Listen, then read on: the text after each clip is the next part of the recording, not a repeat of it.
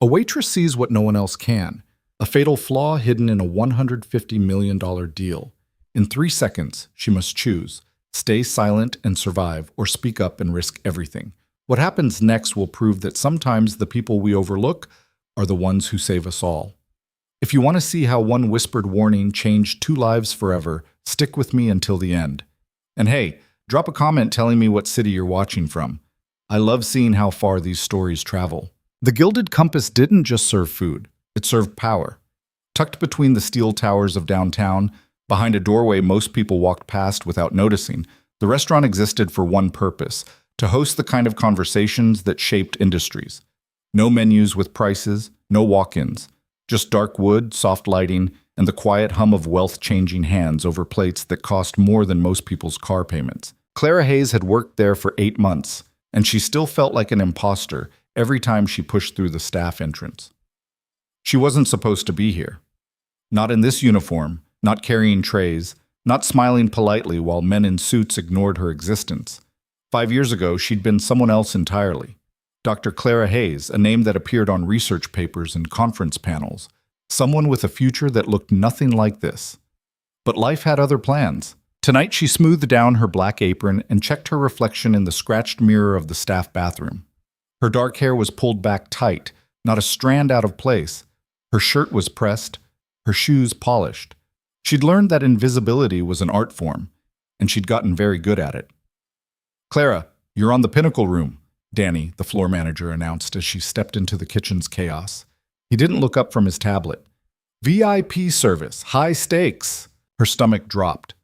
The Pinnacle Room was the restaurant's crown jewel, a private dining space on the 3rd floor where deals worth more than small countries' GDPs got finalized. She'd only worked it twice before, both times as backup. The tips could be incredible, but the pressure was suffocating. "Who's the party?" she asked. "Adrian Vale." Danny finally glanced at her, his expression serious. "So don't mess this up. The man doesn't tolerate mistakes." Clara knew the name. Everyone did. Adrian Vale was 32 years old and already legendary, a self-made billionaire who'd built Vale Energy from nothing into a renewable power giant. The business magazines loved him. The gossip sites loved him more.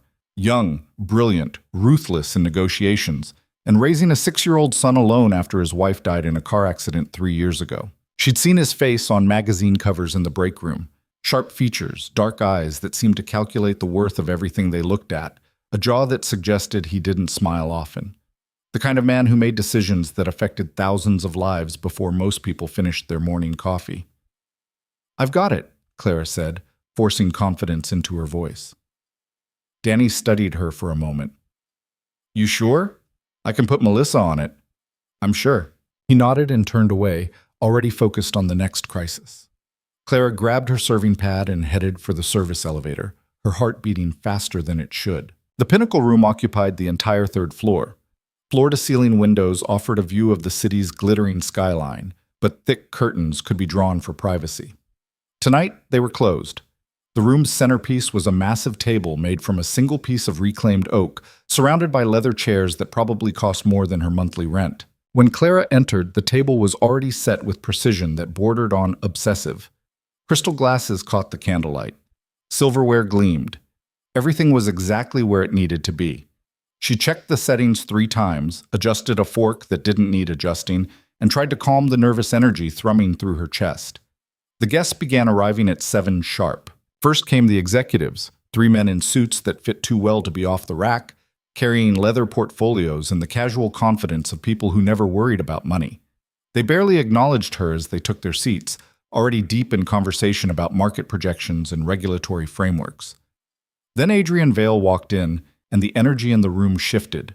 He was taller than she'd expected, maybe 6'2", moving with the kind of controlled grace that came from someone always aware of being watched. His suit was charcoal gray, perfectly tailored, but there was something about the way he wore it, like he was just barely tolerating the formality. His dark hair was slightly too long for a corporate setting, touching his collar.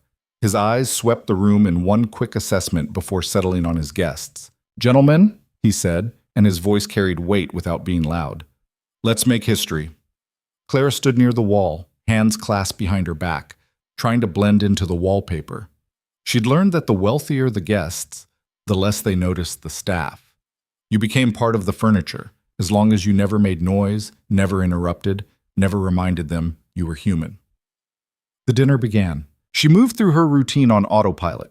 Water glasses filled before they were empty, wine poured at exactly the right moment, plates cleared between courses with silent efficiency. The men talked business in a language of acronyms and projections. Something about lithium-ion battery technology, distribution networks, manufacturing partnerships. Clara caught fragments as she worked. Revolutionary energy density. Production scale by Q3 next year. Triple the range of current market leaders. Her hand stayed steady as she set down the main course, but something in her chest tightened. Battery chemistry. They were talking about battery chemistry. Her field. Or what used to be her field, back when she had a field. Adrian Vale sat at the head of the table, listening more than talking, his fingers steepled in front of his face. Occasionally he'd ask a question, sharp, precise, cutting through the corporate speak to the real issue underneath. The other men deferred to him, even the ones twice his age. "The formula is solid," one of the executives was saying. A silver-haired man named Robert something, VP of something. "We've tested it extensively. The energy density is unprecedented." "Show me," Adrian said. Robert pulled out a tablet and tapped a few times. A small projector built into the table hummed to life, casting a screen onto the wall opposite the windows. Chemical formulas appeared, complex chains of elements and bonds that would look like gibberish to most people. Clara was refilling a water glass when she saw it. Her hand froze mid-pour. No. That wasn't right. She blinked, looked again, certain she'd misread. But the formula was right there, projected large enough for everyone to see, and the error was glaring. At least it should have been glaring. To anyone who understood the chemistry, it was obvious. The lithium cathode composition was wrong. Not wildly wrong, just wrong enough. A small deviation in the manganese ratio, probably a transcription error or a miscommunication somewhere in the development process. The kind of mistake that wouldn't show up in basic testing, but would become catastrophic under real-world stress conditions. Thermal runaway, battery fires, the kind of failures that made headlines and ended careers. Clara finished pouring the water with shaking hands and stepped back to her position against the wall. Her heart hammered against her ribs. She had to be wrong. These were experts, professionals with entire teams of researchers and millions of dollars in testing facilities. They wouldn't miss something so fundamental. She was a waitress who hadn't worked in a lab in 5 years. Her knowledge was outdated. She was tired, probably seeing patterns that weren't there. But she wasn't wrong. She knew she wasn't wrong. "The projected lifespan?" Adrian asked, studying the screen. 10 years minimum under normal use conditions, Robert said smoothly. "We're confident in the stability." "You shouldn't be," Clara thought, and had to bite the inside of her cheek to keep from saying it out loud. "And you've stress-tested the thermal management?" Adrian's eyes hadn't left the screen. "Extensively. The formula is sound." It wasn't sound. It was dangerous. Clara's mind raced through the chemistry, double-checking her analysis. The ratio would cause uneven lithium plating during charge cycles. Over time, dendrites would form, creating internal short circuits. Under high-stress conditions, extreme temperatures, rapid charging, physical impact, the battery could enter thermal runaway. Fires, explosions.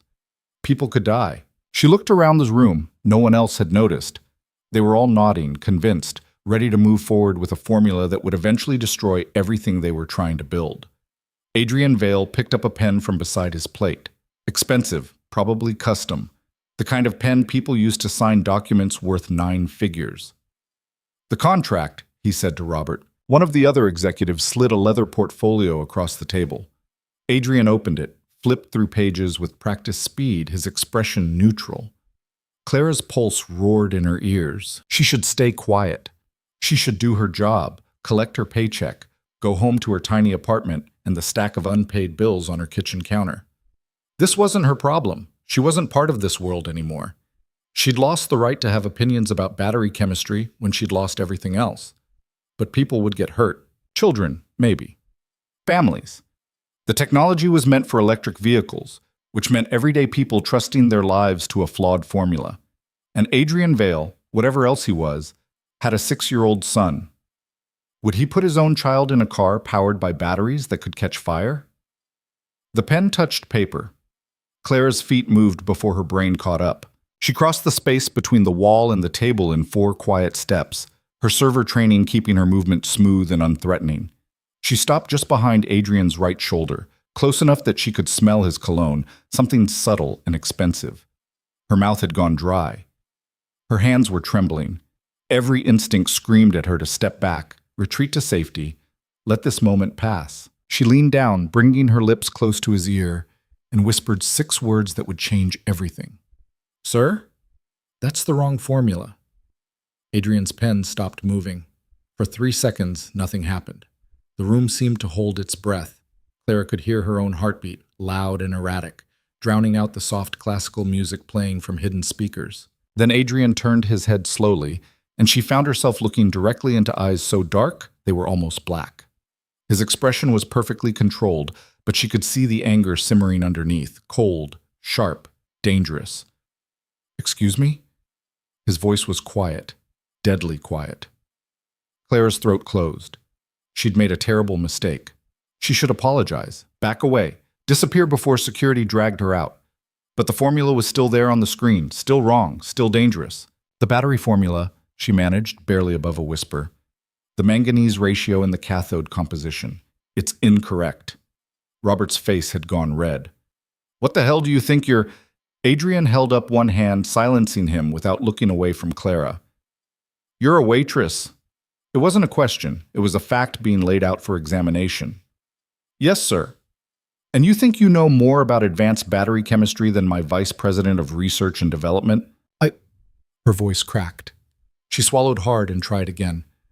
"I used to work in the field. Before." "Before what?" "Before this." Adrian's eyes narrowed slightly, studying her with an intensity that made her want to shrink back. She could feel the other men at the table staring at her. Robert looked like he wanted to throw her out the window. "This is completely inappropriate," Robert said, his voice tight with barely controlled fury. "Adrian, I apologize for this interruption. Our staff is usually—" "What's your name?" Adrian asked Clara, cutting Robert off again. "Clara Hayes." "Clara Hayes." He said it slowly, like he was testing how it sounded. "You're telling me that my team, which includes 3 PhDs and 2 former MIT professors, made a mistake in basic chemistry?" Put like that, it sounded insane. She sounded insane, but she was right. Clara reached into her apron pocket and pulled out her order pad and pen. Her hands were shaking so badly she almost dropped both. She flipped to a clean page, took a breath, and began to write.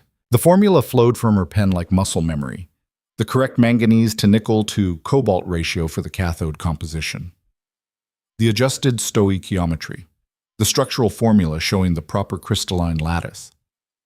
She wrote quickly, clearly, years of laboratory notation making her handwriting precise, even as her hands trembled.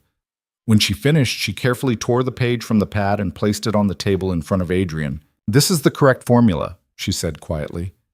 "What you have on the screen will cause dendrite formation during charge cycles. Under stress conditions, you'll get thermal runaway, battery fires. It might take months or years to manifest, but it will happen." The silence that followed was absolute. Adrian picked up the napkin. She'd written on her server's napkin, Clara realized, with a strange, detached horror, and studied it. His expression gave nothing away. Robert leaned over to look, his face still flushed with anger. "This is absurd. Adrian, our formula has been tested by—" "Where did you work?" Adrian interrupted, still looking at Clara's handwriting. "Before this." "Meridian Research.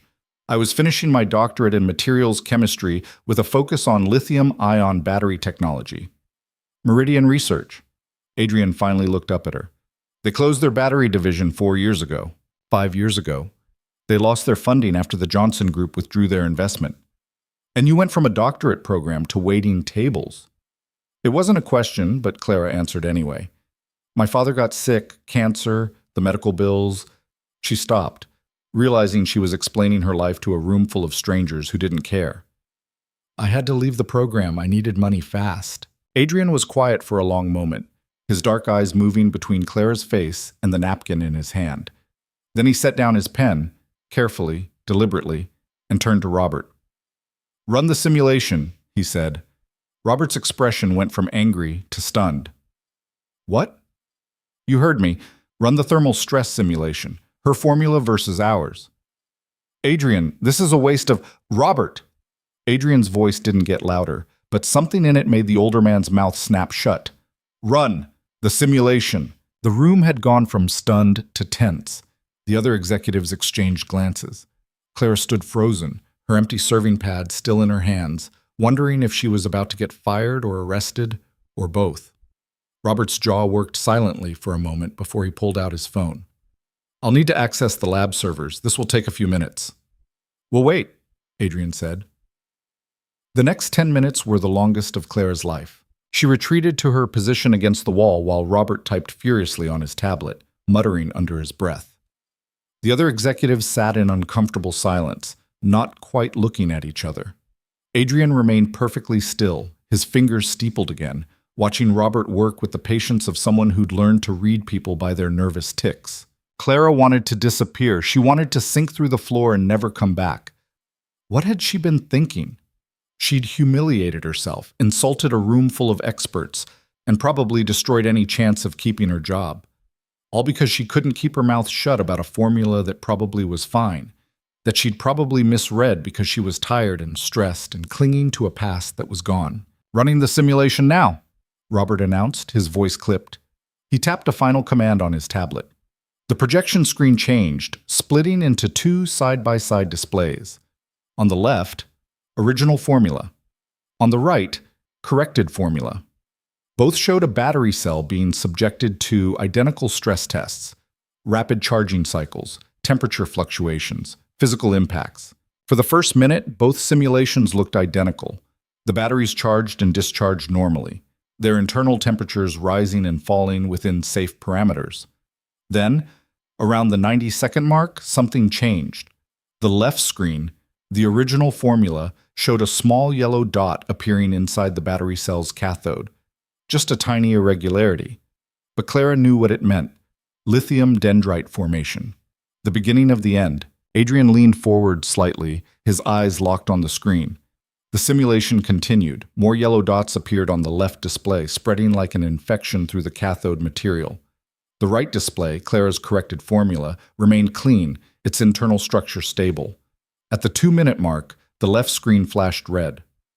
Thermal runaway detected, the display warned.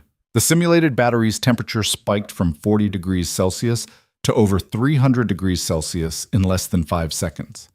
The cell's internal structure collapsed. A small animation showed flames erupting from the battery casing. Catastrophic failure, the screen declared.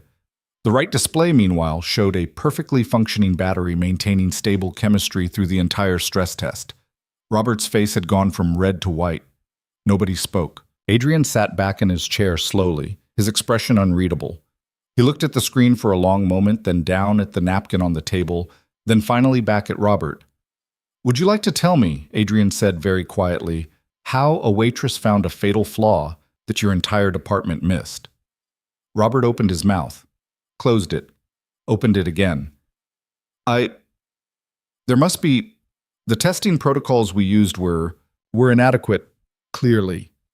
Adrian's voice was still quiet, but there was steel underneath. This formula would have killed people, Robert. Do you understand that? We were 60 seconds away from signing a deal based on technology that would have caused battery fires in consumer vehicles, my vehicles, with my name on them. We can review the testing procedures, identify where the oversight. Oversight? Adrian's composure finally cracked, just slightly. This wasn't an oversight, this was negligence. We're building batteries that are going to go into cars, into homes, into schools. One of those batteries catches fire and kills a child, and it's not just a lawsuit, it's blood on our hands. Claire's chest felt tight. She'd been right to speak up. The knowledge should have been vindicating, but instead she just felt sick. Adrian stood abruptly, and everyone else at the table jumped slightly. He picked up the napkin with Clara's formula and folded it carefully, tucking it into his jacket pocket. Gentlemen, he said to the other executives, we'll be postponing this evening's agreement.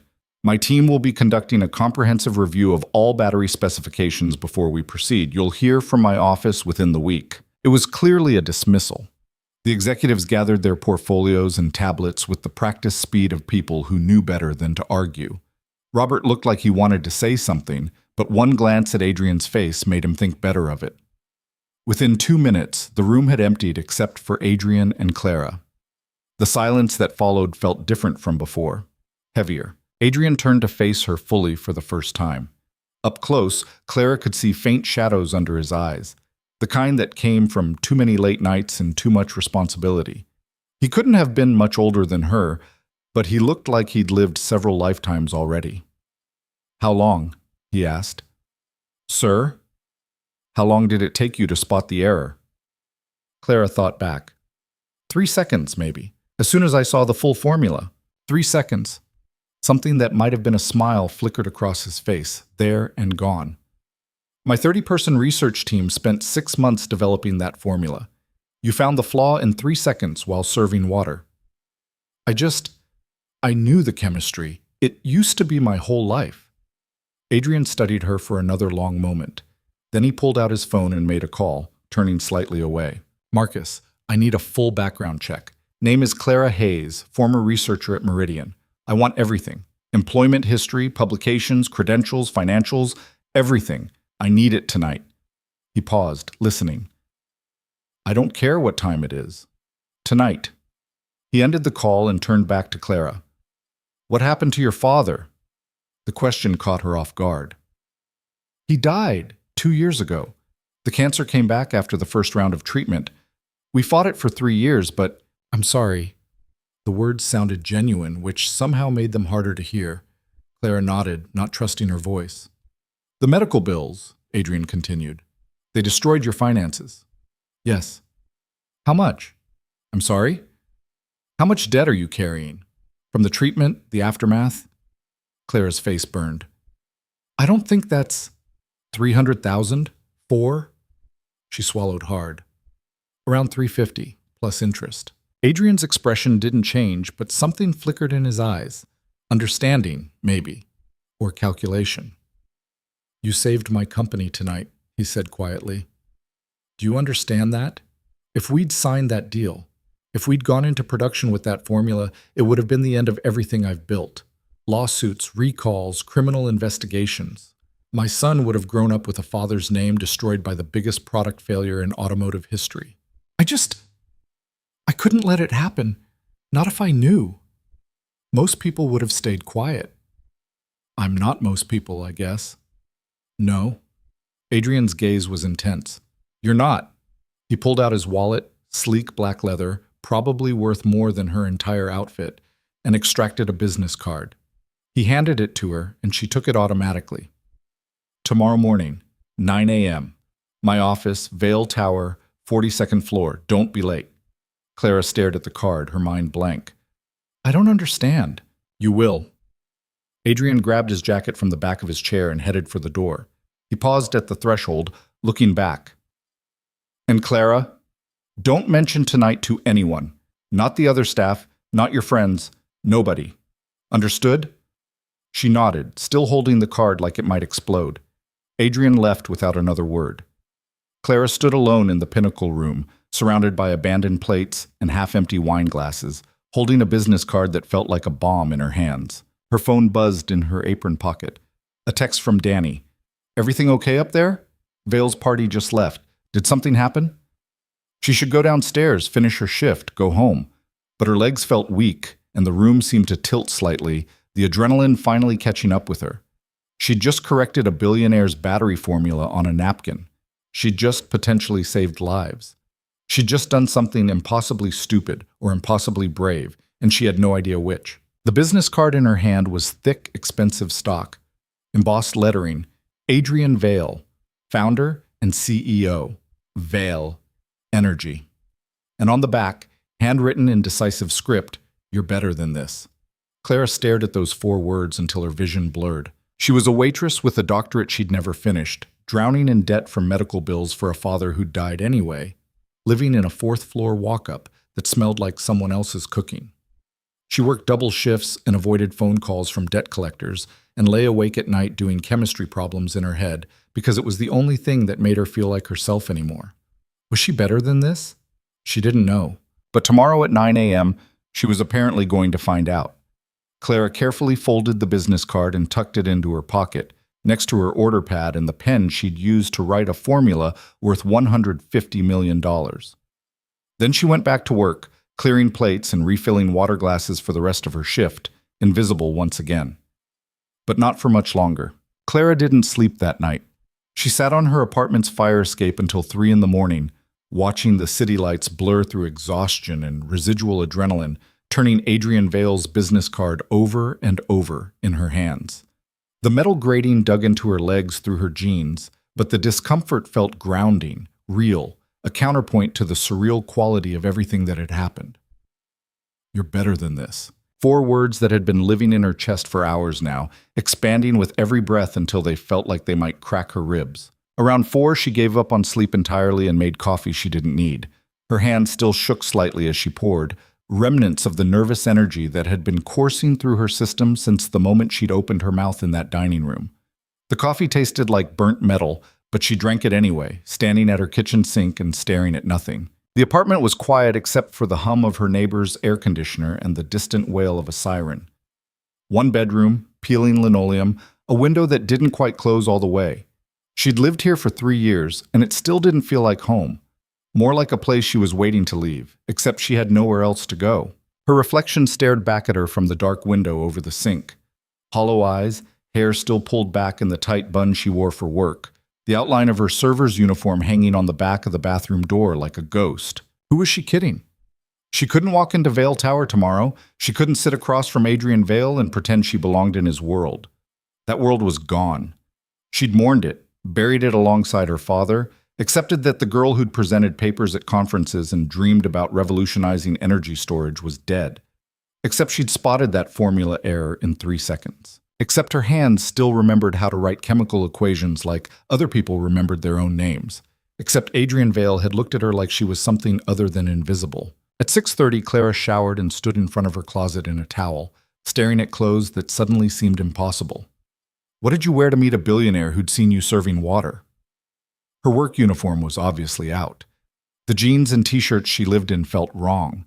She had exactly 1 professional outfit left from her old life, a gray pencil skirt and white blouse that didn't quite fit anymore, 5 years of waitressing having changed her body in small ways. She put it on anyway, added the blazer that was slightly too big, looked at herself in the mirror and saw someone playing dress-up. This was a mistake. But she got on the subway at 7:15, riding downtown while the city woke up around her. Construction workers heading to job sites, nurses finishing night shifts, the early corporate crowd already checking their phones. Clara stood pressed against the door, clutching her worn purse, and tried not to throw up. Vale Tower was impossible to miss. 60 stories of glass and steel, reflecting the morning sun like a blade. The lobby was all marble and chrome, with a security desk that looked more sophisticated than her entire apartment. Clara walked through the revolving door at 8:40, her heels clicking too loudly on the polished floor. The security guard looked up as she approached. Young guy, built like he'd played college football. His name tag read Mitchell. "Good morning," Clara said, and her voice came out steadier than she felt. "I have an appointment with Mr. Vale, 9 o'clock, Clara Hayes." Mitchell checked his computer and Clara watched his expression shift from professional courtesy to something more attentive. Whatever Adrian had put in the system, it meant something. "Ms. Hayes, yes. You'll want the executive elevator bank, far right, 42nd floor. Mr. Vale's assistant will meet you." He handed her a visitor badge on a lanyard, and Clara clipped it to her blazer with numb fingers. The executive elevators were glass, offering a view of the lobby as they rose. She watched the ground drop away and focused on breathing. The 42nd floor opened onto a reception area that could have been photographed for an architecture magazine. Floor-to-ceiling windows overlooking the city, minimalist furniture in shades of gray and black, abstract art that probably cost more than her debt. A woman sat at a sleek desk, mid-40s, perfectly put together in a way that suggested she woke up looking polished. "Miss Hayes?" The woman stood, extending a hand. "I'm Patricia Chen, Mr. Vale's executive assistant, right on time." Her handshake was firm, professional. Clara tried to match it. "Mr. Vale is finishing a call, but he'll be with you shortly. Can I get you anything? Coffee, tea, water?" "I'm fine, thank you." Patricia gestured to a seating area. Please, make yourself comfortable. Clara sat on a leather couch that was probably worth more than her car used to be before she'd sold it to pay medical bills. She folded her hands in her lap and tried not to fidget. Patricia returned to her desk and resumed typing, her fingers flying across the keyboard with practiced efficiency. 5 minutes passed. Then 10. Clara's mind raced through every possible scenario. Maybe this was all some elaborate humiliation. Maybe Adrian was in his office right now, laughing with his executives about the waitress who thought she knew better. Maybe she should just stand up and leave before… Ms. Hayes. Patricia was standing. Mr. Vale will see you now. Clara rose on legs that felt uncertain and followed Patricia down a hallway lined with photographs. She caught glimpses as they walked, Adrian at ribbon cuttings, shaking hands with politicians, accepting awards, and smaller, more personal shots. A little boy with dark hair and Adrian's eyes, grinning at the camera. The same boy sitting on Adrian's shoulders. Adrian and the boy at what looked like a little league game, both wearing matching baseball caps. His son. The 6-year-old everyone knew about, but rarely saw photographed. Patricia stopped at a set of double doors and knocked once before opening them. Ms. Hayes, sir. Adrian's office was massive. The entire wall behind his desk was glass, offering an unobstructed view of the city sprawling below. The space itself was surprisingly understated. Clean lines, dark wood, no obvious displays of wealth beyond the sheer scale and location.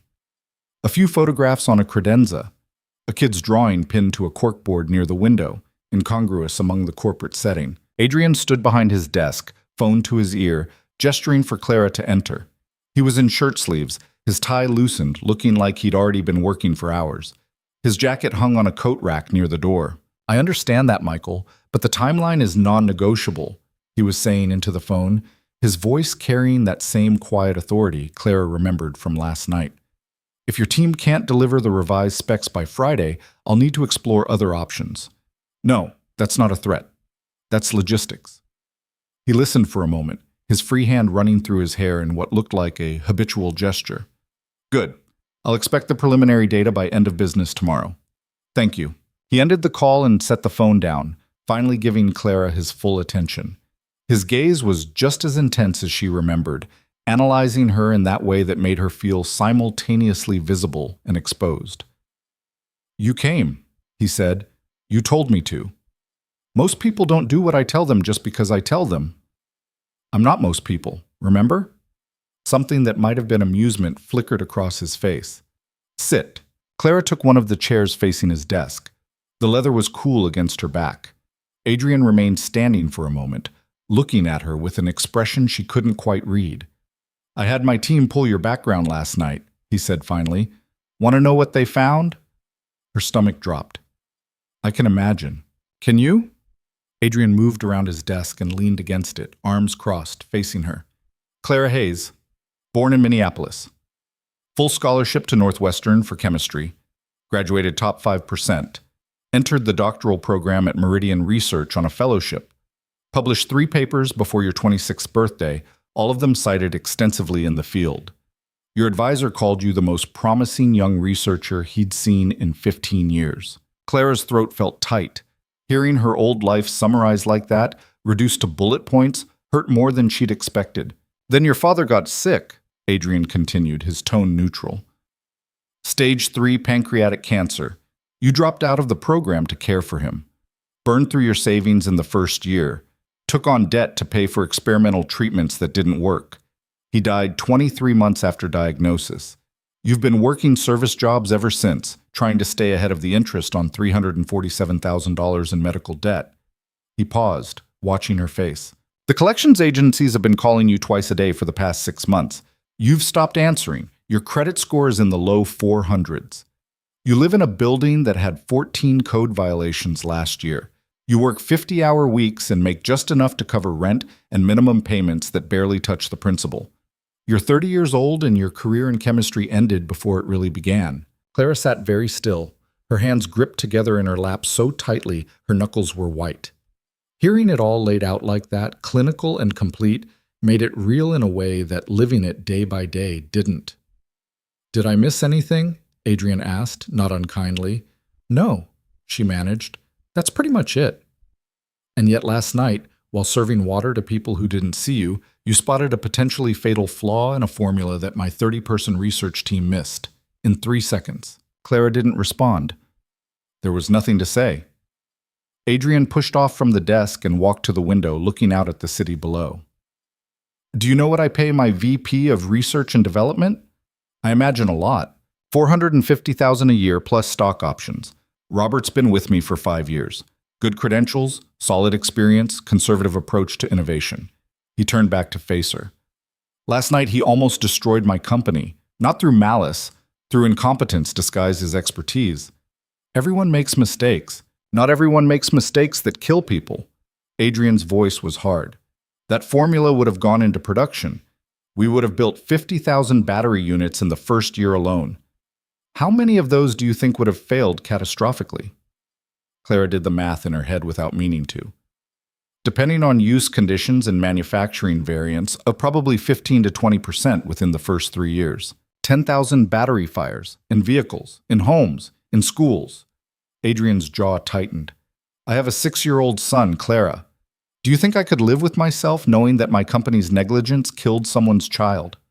The rawness in his voice caught her off guard. She'd expected the calculating billionaire from the business magazines, not this. Robert's gone, by the way, Adrian continued. Fired him at 7 this morning. The 2 senior researchers who signed off on the formula are gone too. I'm gutting the entire battery division and starting over. Clara felt a chill. Because of me? Because of them. You just illuminated the problem. He moved back to his desk, resting his hands on the surface, leaning forward slightly. I'm offering you a job. The words hung in the air between them. Clara stared at him. What? Director of Battery Research and Development. You'd lead the team, oversee all formula development and testing protocols, report directly to me. 400,000 base salary, stock options, full benefits including health insurance that would cover pre-existing conditions. Her mind went blank. For a solid 10 seconds she couldn't process the words. When they finally registered, they still didn't make sense. You can't be serious. I don't joke about business. I don't have my doctorate. I haven't worked in a lab in 5 years. I'm a waitress. You're a brilliant chemist who got derailed by circumstances. Adrian's gaze didn't waver. I need someone who actually understands the science, who won't sign off on formulas just because they look good on paper. Someone who has the integrity to speak up when they see something wrong, even when it costs them. You don't know me. You met me 12 hours ago. I know you saved my company. I know you risked your job to tell the truth. I know you spotted in 3 seconds what a team of experts missed in 6 months. He straightened. That's enough. Clara's hands were shaking again. She pressed them against her thighs. What if I fail?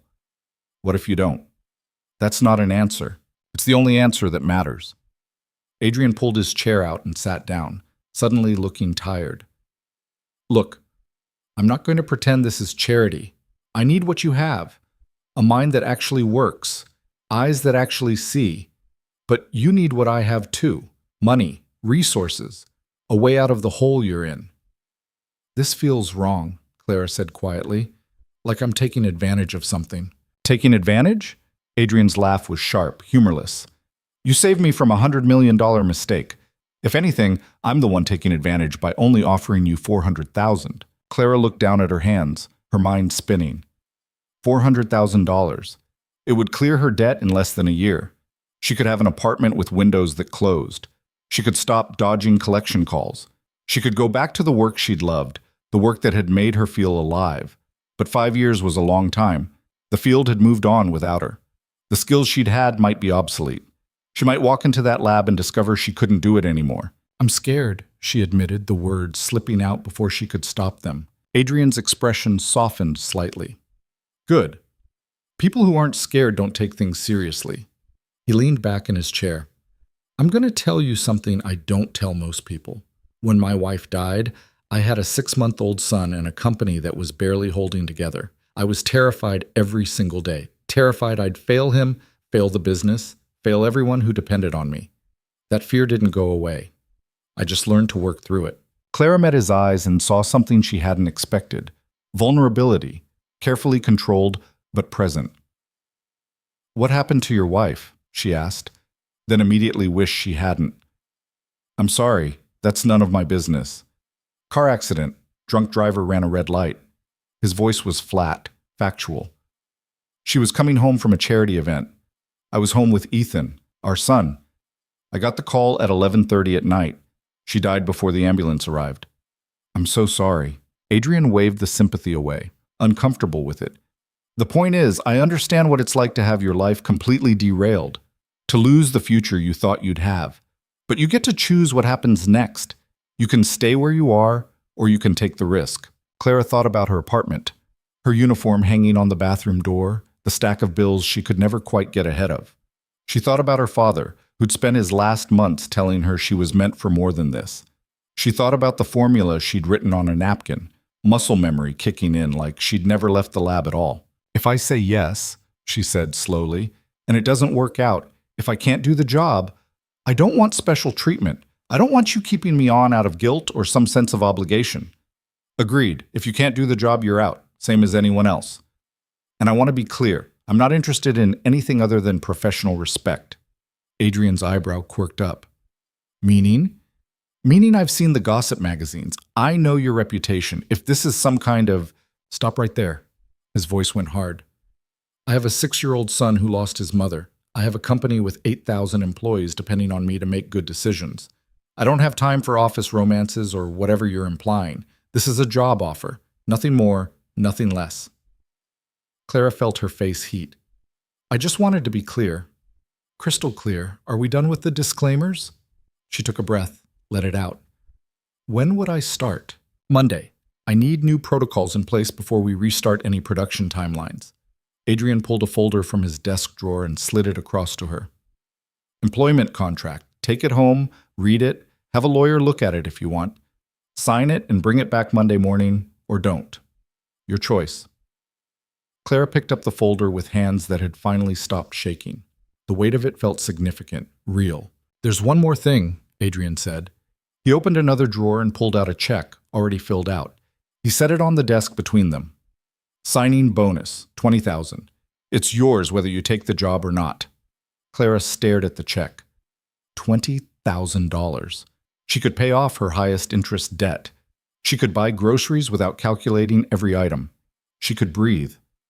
Why? She whispered. Because you earned it. Because you did the right thing when it would have been easier not to. Because I don't like owing people, and I owe you. Clara reached out slowly and picked up the check. Her name was spelled correctly in Adrian's decisive handwriting. The amount was real. Thank you, she said, and her voice cracked on the words. Adrian stood, signaling the meeting was over. Patricia will handle your HR paperwork if you decide to accept. You'll have an office on 41, a research team, and a budget that should make your head spin. But Clara? She looked up at him. Don't thank me yet. This job is going to be brutal. Long hours, constant pressure, and I don't accept excuses. If you sign that contract, you're committing to excellence. Nothing less. I understand. Do you? Adrian studied her face. You've been invisible for 5 years. You've been surviving instead of living. This job is going to put you in the spotlight. Industry conferences, media interviews, board presentations. Can you handle that? Clara thought about the woman she used to be before grief and debt had worn her down to nothing. That woman had presented research to rooms full of skeptical experts. That woman had defended her work against professors who thought she was too young to know anything. That woman was still in there somewhere, buried under 5 years of exhaustion. I can handle it, she said. Then I'll see you Monday. 8 a.m. Don't be late. Clara stood, tucking the check and folder into her purse. She turned to leave, then stopped at the door. Mr. Vale? Adrian. We're going to be working together. Use my name. Adrian, she said, testing the weight of it. That formula last night, the correct one.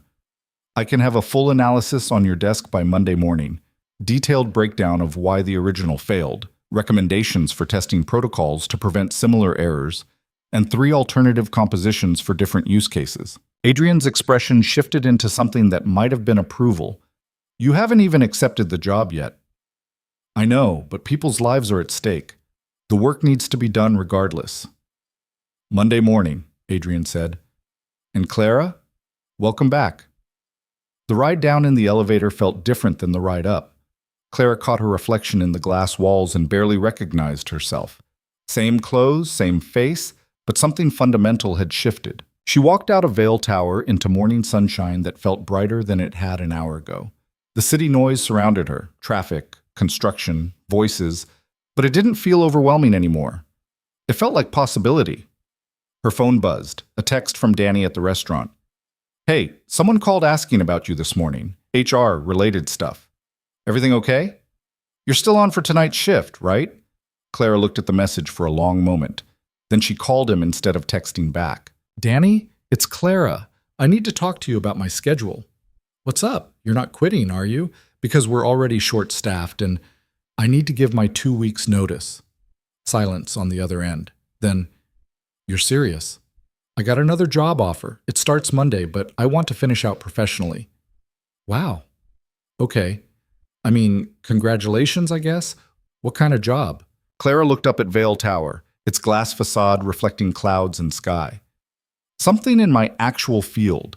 Chemistry research. That's great, Clara. Really. You were always too smart for this place anyway." Danny's voice was genuine, if a little wistful. "We'll miss you, though. You're one of the reliable ones. I'll work through the weekend. Train whoever you want to take over the Pinnacle Room. The Pinnacle Room is yours until you leave. You earned it." He paused. "This is about last night, isn't it? Whatever happened with Vale's party." "Yeah," Clara said. "It is." After she hung up, Clara walked to a coffee shop 3 blocks away and ordered an actual good coffee, not the burnt sludge from her apartment. She sat at a table by the window, spread out the employment contract, and began to read. The terms were better than Adrian had described. 400,000 base plus performance bonuses that could double that. Stock options that would vest over 4 years. Health insurance that covered everything. Relocation assistance if she needed it. 2 weeks paid vacation, though the contract noted that most employees rarely took more than a few days. There was a clause about non-disclosure agreements, another about intellectual property rights, a page of legal jargon about termination conditions and severance packages.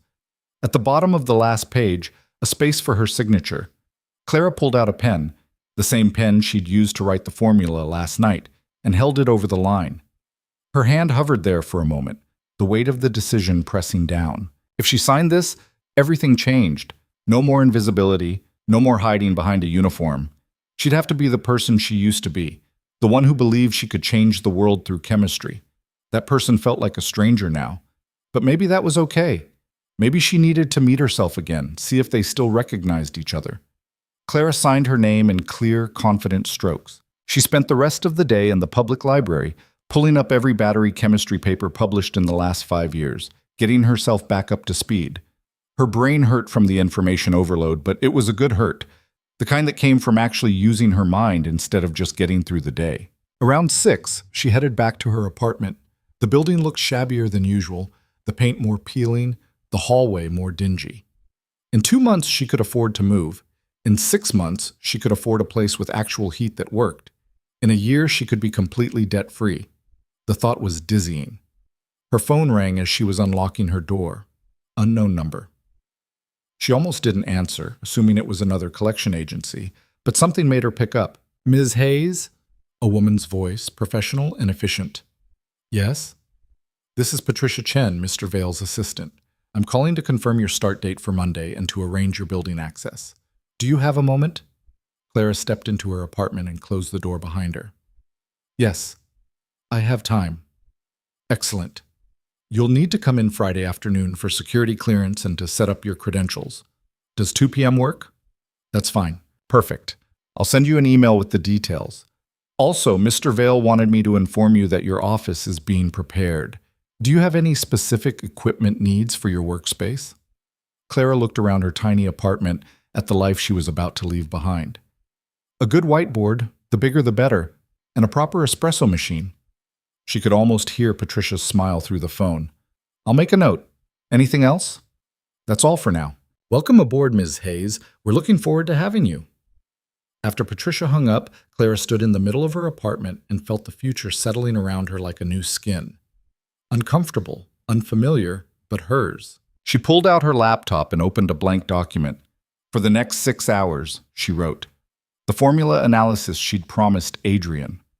Every detail of why the original composition would fail, backed by equations and stress models and thermodynamic calculations that her brain supplied from memory.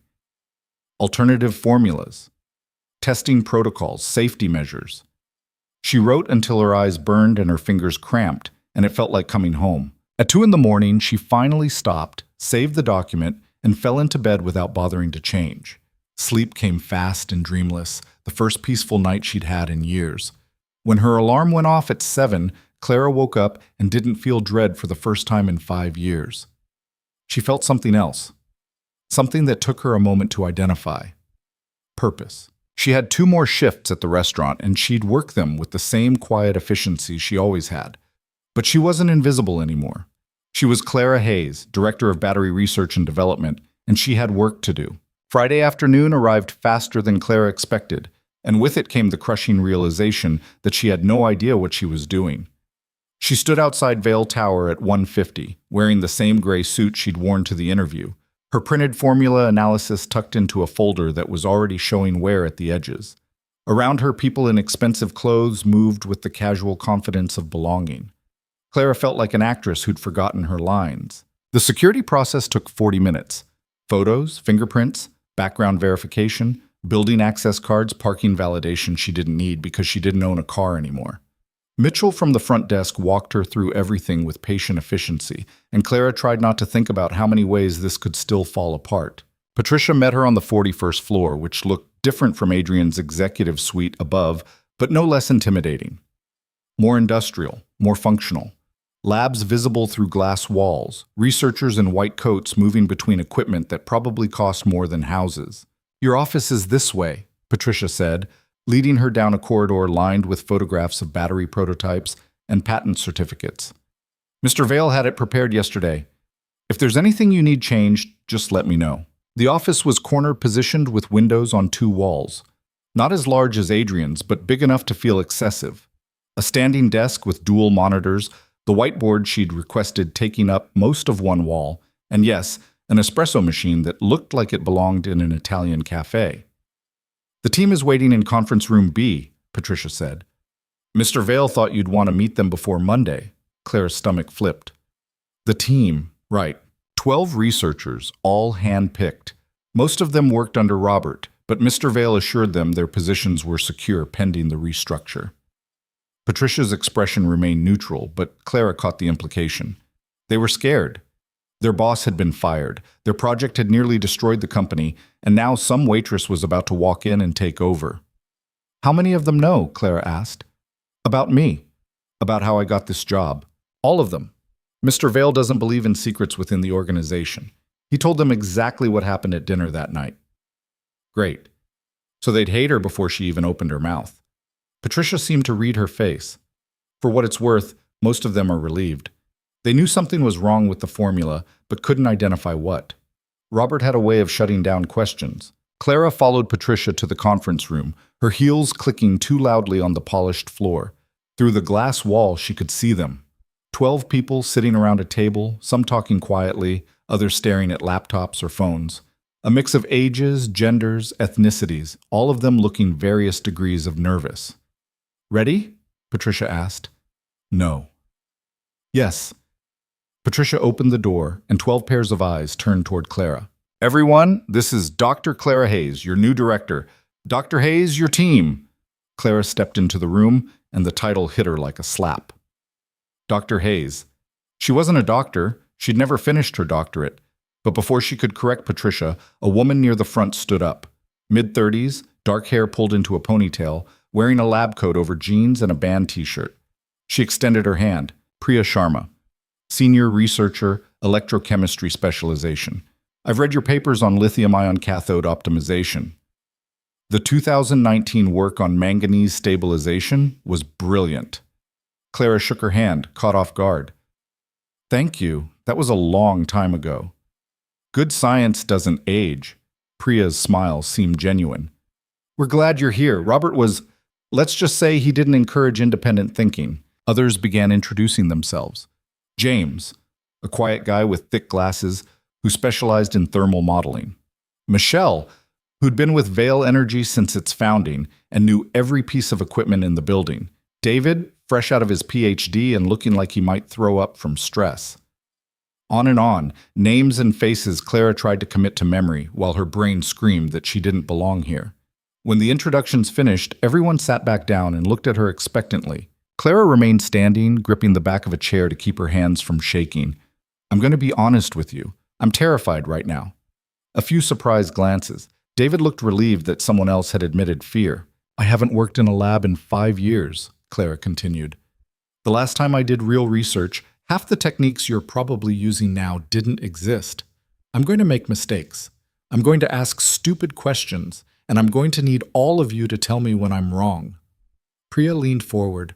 Robert never wanted to hear when he was wrong. "I'm not Robert." Clara let go of the chair and walked to the whiteboard at the front of the room. Someone had left markers in the tray. She picked up a black one. "Here's what I know. The formula that almost went into production would have killed people. Not might have. Would have. I saw it in 3 seconds because I knew the chemistry, but any of you could have caught it if you'd been encouraged to actually look." She uncapped the marker and started writing. The original formula appeared on the board, her hand moving with muscle memory. Then, beside it, the corrected version. "This is the difference between a functional battery and a catastrophic failure." She circled the manganese ratio. "This tiny variation. You all saw the original formula. Why didn't anyone catch it?" Silence. Then James spoke up, his voice quiet. "Robert said the computer models validated it. We trusted the models. Models are only as good as their parameters." Clara wrote a series of equations showing how the error would propagate through stress testing. "If your model doesn't account for dendrite formation kinetics under thermal stress, it won't catch this." "Did anyone run those specific tests?" Michelle raised her hand tentatively. "I suggested it. Robert said it was unnecessary, that we were behind schedule." "Behind schedule." Clara set down the marker. "Let me be very clear about something. I don't care about schedules. I don't care about impressing investors or meeting production deadlines. I care about one thing, making sure that when someone puts their child in a car powered by our batteries, that child comes home safe. Everything else is secondary." She could see the words landing, people sitting up straighter. "We're going to rebuild the testing protocols from the ground up," Clara said. "Every formula gets stress tested until we're absolutely certain it's safe. If that takes twice as long, fine. If it costs more, fine. Adrian, Mr. Vale, hired me to make sure this never happens again, and that's exactly what we're going to do." Priya was nodding. "What do you need from us?" "Everything. Your expertise, your questions, your concerns. If something looks wrong, I want to know immediately. If you think I'm making a mistake, say so. We're a team, which means we check each other." Clara looked around the room. "I can't do this alone. I need all of you." David spoke up, his voice cracking slightly. "What happens if we fail?" "We won't fail," Clara said. Then, more honestly, "But if we do, we fail together. And then we figure out what went wrong and we fix it. That's how science works." The meeting continued for another hour. Clara walked them through her analysis of the failed formula, fielding questions and taking notes when people brought up considerations she hadn't thought of. Slowly, the tension in the room began to ease. These were good people, smart people, who'd been working under someone who didn't trust them. Maybe, just maybe, this could actually work. When everyone finally filed out, Priya lingered behind. "Can I ask you something?" she said. "Of course. Why did you speak up that night? You were just serving food. You could have stayed quiet." Clara thought about it. "My father died because of a mistake. A doctor prescribed the wrong dosage of a medication, and by the time anyone caught it, the damage was done. I know what it's like to lose someone because somebody didn't check their work." She met Priya's eyes. "I couldn't live with myself if I'd stayed quiet, and someone's father died because of it." Priya nodded slowly. "I'm glad you're here." After she left, Clara stood alone in the conference room looking at the equations still on the whiteboard, her handwriting, her knowledge, her responsibility now. Her phone buzzed. A text from an unknown number. "Conference room now." AV. Clara's heart rate kicked up. She made her way back to the executive floor, where Patricia directed her to a smaller conference room. Adrian was inside, jacket off, sleeves rolled up, his tie discarded on the table. He looked like he'd been in meetings all day and was running on coffee and stubbornness. "Close the door," he said. Clara did, and the quiet that followed felt heavy. "How'd it go with the team?" Adrian asked. "Better than expected. They're good people. Scared, but good." "They should be scared. They almost shipped a product that would have destroyed lives." He gestured to the chair across from him. "Sit. We need to talk about the deal." Clara sat, confused. "I thought the deal was postponed." "It was. Now we're restarting negotiations, but with your formula instead of Robert's disaster." Adrian pulled out a tablet and slid it across to her. "This is the contract revision. The investors want a demonstration of the corrected battery's performance before they commit. We have 3 weeks." 3 weeks? Clara felt the blood drain from her face. "That's not enough time to—" "It has to be. We've already lost momentum. Any longer and the investors will walk and we'll lose the manufacturing partnership we need to scale production." Adrian's voice was firm. "I need you to build a working prototype using your formula. Full stress testing, thermal analysis, the works. Can you do it?" Clara's mind raced through the logistics. Design, fabrication, testing, validation. 3 weeks was insane.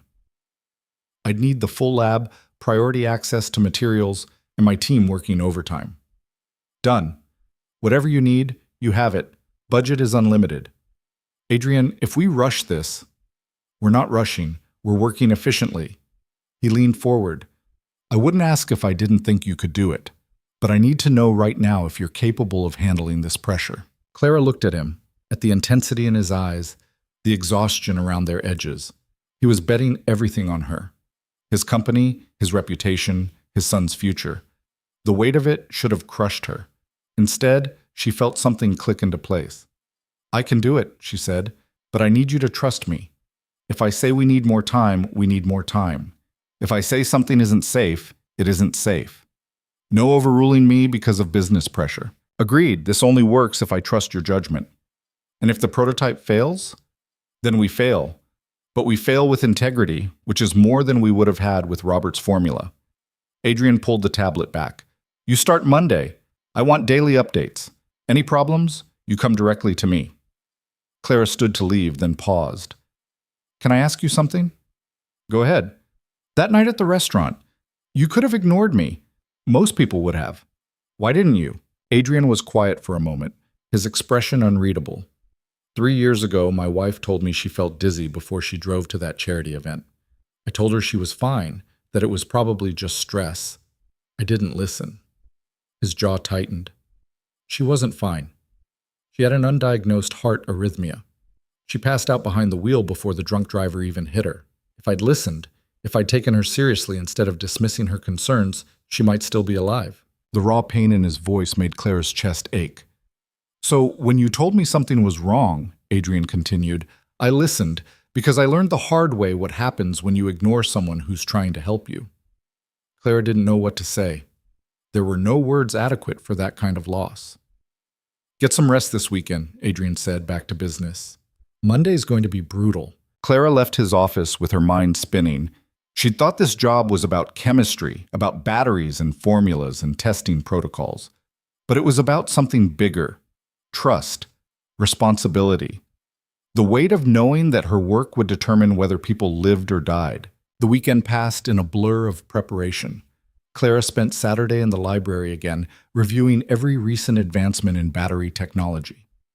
Sunday, she walked through her old neighborhood, the places she'd lived when her father was sick, remembering the person she'd been and saying goodbye to her. Monday morning, she'd arrived at Vale Tower at 6:30, unable to sleep anyway. The labs were quiet, just security personnel and a few early researchers. Clara made espresso in her office and stared at the empty whiteboard, trying to organize her thoughts. At 7, Priya appeared in her doorway, holding 2 bagels and looking equally sleepless. "Figured you'd be here early," Priya said, handing her a bagel. "Want to see the fabrication lab before the chaos starts?" They spent the next hour walking through equipment, discussing capabilities and limitations. Priya had worked at Vale for 3 years and knew every machine intimately. She showed Clara the electron microscope, the thermal chambers, the electrochemical testing stations that could simulate years of use in days. "This is incredible," Clara said, running her hand along a spectrometer. "We had nothing like this at Meridian. Robert barely used half of it. He relied too much on computer models, not enough on physical testing. Priya pulled up a stool. What's your plan for the prototype? Clara had been thinking about nothing else all weekend. We need to validate the formula first, make sure my math was correct. Then small-scale cells, testing each component individually before integration. Only after we're certain each piece works do we build the full prototype. That's methodical. Robert would have gone straight to the prototype. Robert almost killed people. By 8, the rest of the team had arrived, and Clara gathered them in the lab. She'd spent the early morning writing their plan on the whiteboard in her office, and now she walked them through it. 12 researchers, 3 weeks, 1 chance to get it right. We're splitting into 3 teams, Clara explained. Priya, you're leading cathode development. James, you're on thermal modeling. Michelle, you're overseeing testing protocols. Everyone else, you'll rotate between teams based on where we need support. She could see the surprise on their faces. Robert had apparently operated on a top-down model where he made all decisions. Clara was distributing authority, trusting them to own their work. Questions? She asked. Michelle raised her hand. What about you? Which team are you on? All of them. I'm going to be everywhere, checking everything, making sure we're not missing anything. Clara managed a tired smile. You'll probably get sick of seeing me. Not possible, David said quietly, and a few people laughed. The work began. Clara had forgotten what it felt like to be completely immersed in chemistry. The first few days were rough. Her hands fumbled with equipment she hadn't used in years. Her brain struggled to recall techniques that used to be second nature. But slowly, muscle memory returned. She found herself moving through the lab with increasing confidence, setting up experiments, analyzing results, catching errors before they became problems. Priya was a revelation. Brilliant and meticulous, she caught things Clara missed and pushed back when she disagreed with approaches. They spent late nights in the lab, arguing about crystal structures and energy densities, and Clara realized she hadn't felt this alive in 5 years. You're smiling, Priya said one night around 11, both of them staring at test results. Clara touched her face, surprised. I am. It's nice. You should do it more often. The days blurred together. Clara arrived before sunrise and left long after dark. She lived on espresso and whatever food people brought to the lab. Her apartment became just a place to shower and change clothes. The work consumed her, but unlike the consuming grief of her father's illness, this felt purposeful. Adrian appeared in the lab on day 5, startling everyone. He rarely came down to the research floors, preferring to let his teams work independently. But there he was, standing in the doorway in a suit that probably cost more than their equipment budget, looking completely out of place among the machines and chemical stations. Dr. Hayes, he said. A word. Clara set down her pipette and followed him to her office. He closed the door behind them and turned to face her. You haven't sent me a single update, he said. Clara's stomach dropped. I'm sorry. I've been so focused on the work, I forgot. I asked for daily updates. It's been 5 days. You're right. That's my fault. I'll send you a full report tonight. Adrian studied her face, and his expression softened slightly. When's the last time you slept? I slept. For how long? Clara couldn't remember. A few hours? Clara. He sighed, running a hand through his hair. I can't have my research director burning out in the first week. You're no good to me exhausted. I'm fine. You're not fine. You look like you're about to collapse. He pulled out his phone. I'm having my driver take you home. You're going to sleep for at least 8 hours, and you're not coming back until tomorrow afternoon. I can't leave in the middle of... That's an order, not a suggestion. Clara wanted to argue, but exhaustion hit her like a wave now that someone had acknowledged it. Her bones felt heavy, her eyes burned. What about the work? She asked. Your team is competent. They can manage 12 hours without you. Adrian's voice gentled. You're not alone in this anymore, Clara. You don't have to carry everything yourself. The words hit harder than they should have. For 5 years, she'd been alone, carrying her father's illness, the debt, the grief, the slow erosion of hope. She'd forgotten what it felt like to have support. Okay, she whispered. 8 hours. 12 would be better, but I'll take what I can get. Adrian's driver was waiting downstairs. A quiet man named Thomas, who didn't ask questions, just drove Clara to her apartment building and waited until she was inside. She climbed the 4 flights of stairs, unlocked her door, and fell into bed without even removing her shoes. She slept for 14 hours straight. When she woke, it was Tuesday afternoon, and her phone had 6 missed calls from Priya. Clara's heart hammered as she called back, expecting disaster. "Oh, thank goodness," Priya answered. "I thought you died." "What happened? Is the lab okay?" "The lab's fine. Better than fine, actually. We had a breakthrough on the cathode stability, but Adrian said you were under orders to rest, so I didn't want to bother you." Relief flooded through Clara.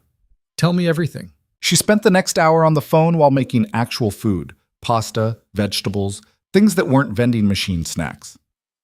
Priya walked her through their progress, and Clara realized Adrian had been right. The team was competent. They didn't need her hovering over every decision. But she still showered, changed, and headed back to the lab by 4. Adrian was waiting in her office when she arrived. "I said 12 hours minimum," he said without preamble. "I got 14. That's plenty." "Clara, I'm fine. I feel better. And Priya said there was a breakthrough I need to see." Adrian looked like he wanted to argue, but something in her expression made him back down. "Fine, but you're eating actual meals from now on. I'm having lunch delivered to the lab daily. You don't have to—" "I'm not asking." He stood to leave, then paused at the door. "For what it's worth, the team respects you. Michelle said yesterday that you're the best director they've had." Clara felt warmth spread through her chest. "I'm just trying not to mess up." "You're doing more than that." Adrian's gaze held hers. "You're giving them permission to be excellent. That's rare." After he left, Clara stood in her office for a moment, letting the words settle. Then she grabbed her lab coat and went to see what her team had discovered. The breakthrough was significant. Priya had found a way to stabilize the cathode structure that would extend battery life by nearly 30% beyond Clara's original formula.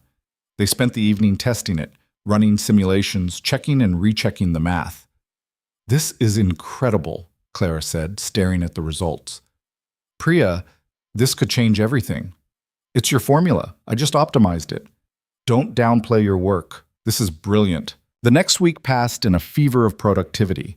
The team worked like a single organism, each person's expertise complementing the others.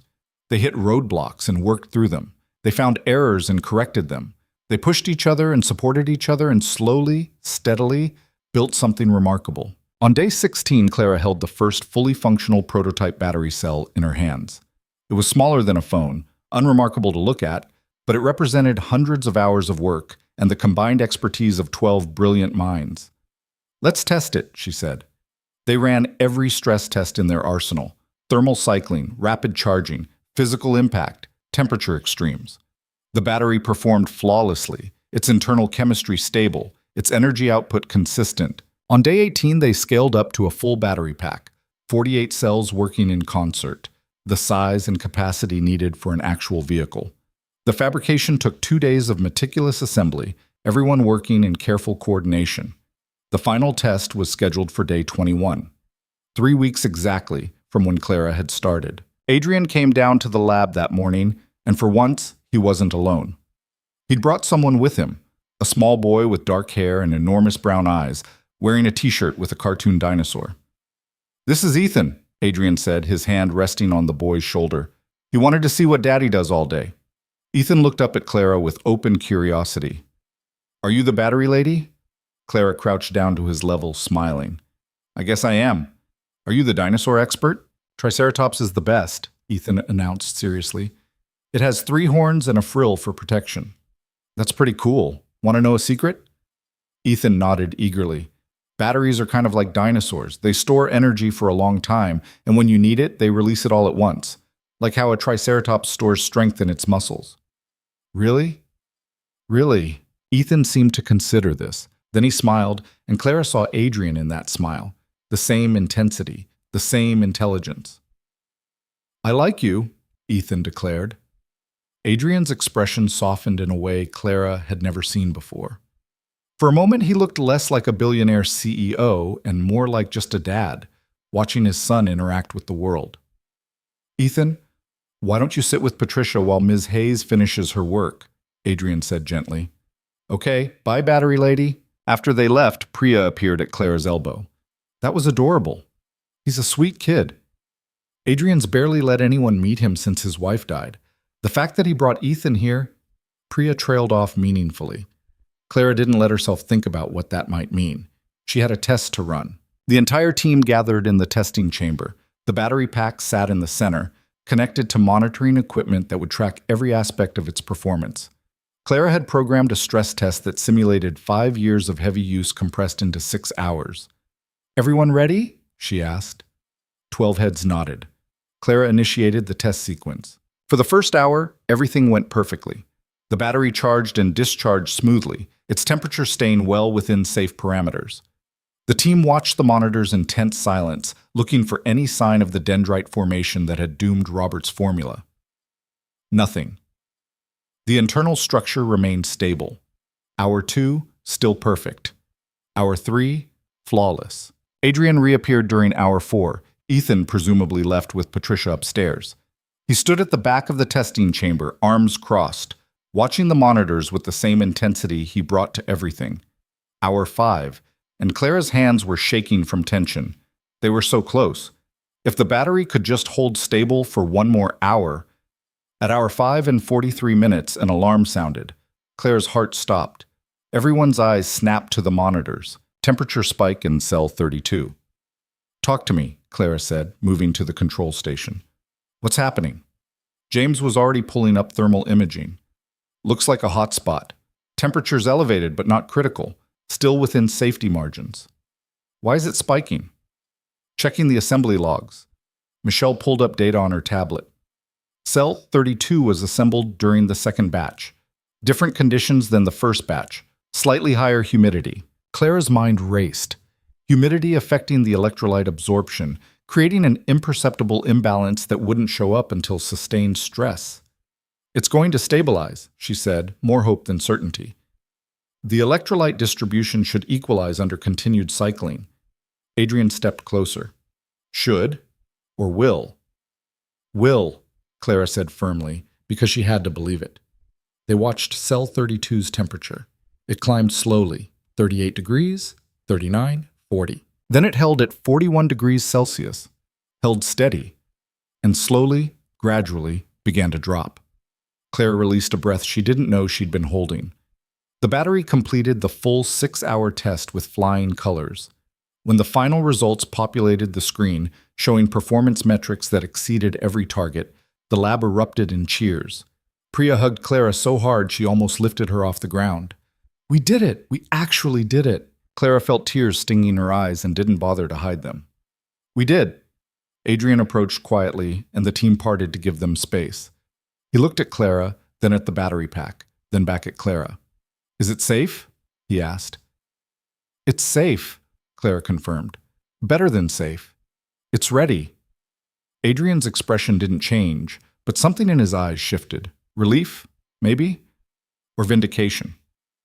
"Presentation to the investors is Thursday," he said. 2 days. Can you be ready?" The thought of standing in front of a room full of investors, presenting her work, defending her formula, it should have terrified her. A month ago, it would have. But Clara looked around at her team, at the battery they'd built together, at the data proving beyond doubt that they'd created something safe and revolutionary. "I'll be ready," she said. Adrian nodded once. "Good. Because you're giving the presentation, not me." Clara's eyes widened. "What?" "It's your formula, your work. You should be the one to present it." He pulled out his phone, checking something. "Patricia will set up a practice run tomorrow. Expect the investors to ask hard questions." "Adrian, I haven't done a presentation in 5 years. Then it's time to remember how." He looked at her directly. "I trust you, Clara. Now you need to trust yourself." He left before she could argue further. Priya whistled low. "He's throwing you in the deep end?" "I'm going to drown." "No, you're not.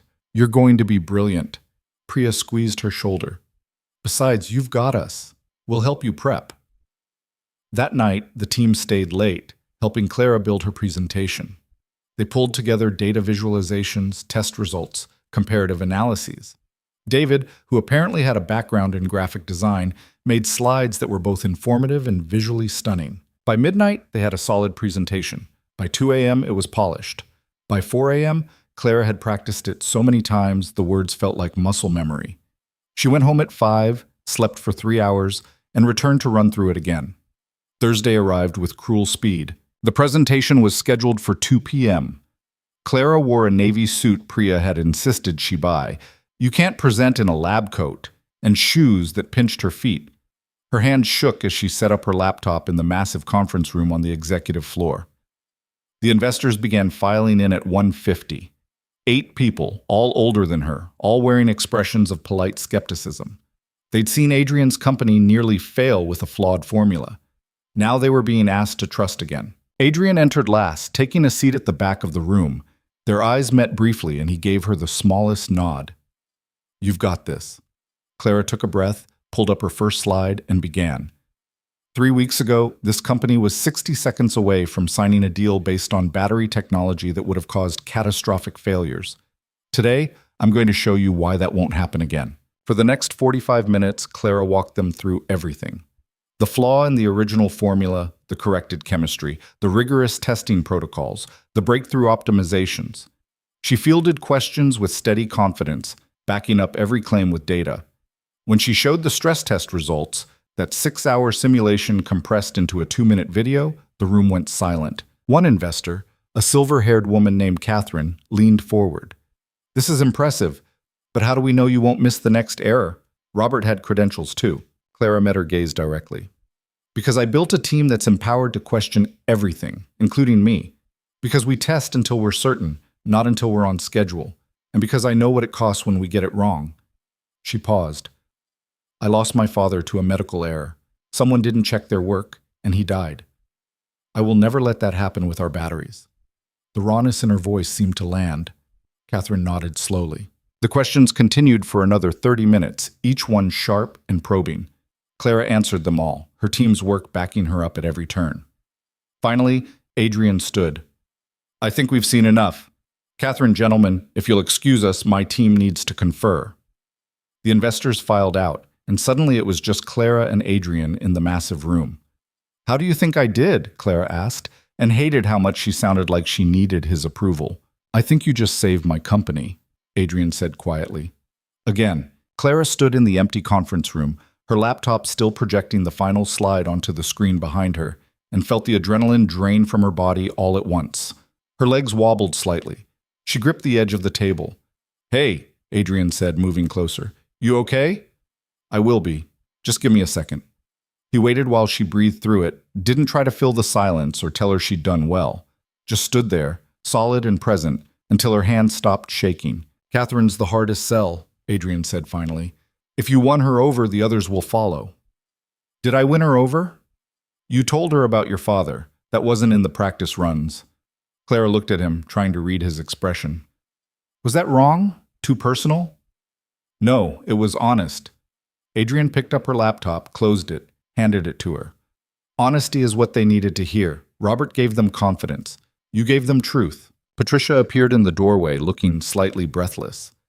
"Mr. Vale, Catherine's on the phone. She wants to speak with you privately." Adrian's expression didn't change, but Clara saw his jaw tighten slightly. "I'll take it in my office." He glanced back at Clara. "Go home.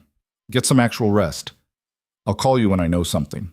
Clara wanted to argue, wanted to stay and pace the hallways and wait for news, but exhaustion was creeping into her bones again. She nodded and gathered her things. The subway ride home felt surreal. Around her, people lived their ordinary lives, students with headphones, workers heading to night shifts, a woman arguing with someone on her phone. Clara sat with her laptop bag on her knees and thought about the fact that in some conference room somewhere, people were deciding the future of work she'd created. Work that had consumed her for 3 weeks, that had pulled her back into a life she'd thought was gone forever. Her apartment felt emptier than usual. Clara set down her bag, kicked off the shoes that had been slowly killing her feet all day, and stood in the middle of her living room unsure what to do with herself. For 3 weeks, every moment had been scheduled, purposeful, urgent. Now she had nothing but time to wait. She pulled out her phone to order takeout and saw a text from Priya sent 10 minutes ago.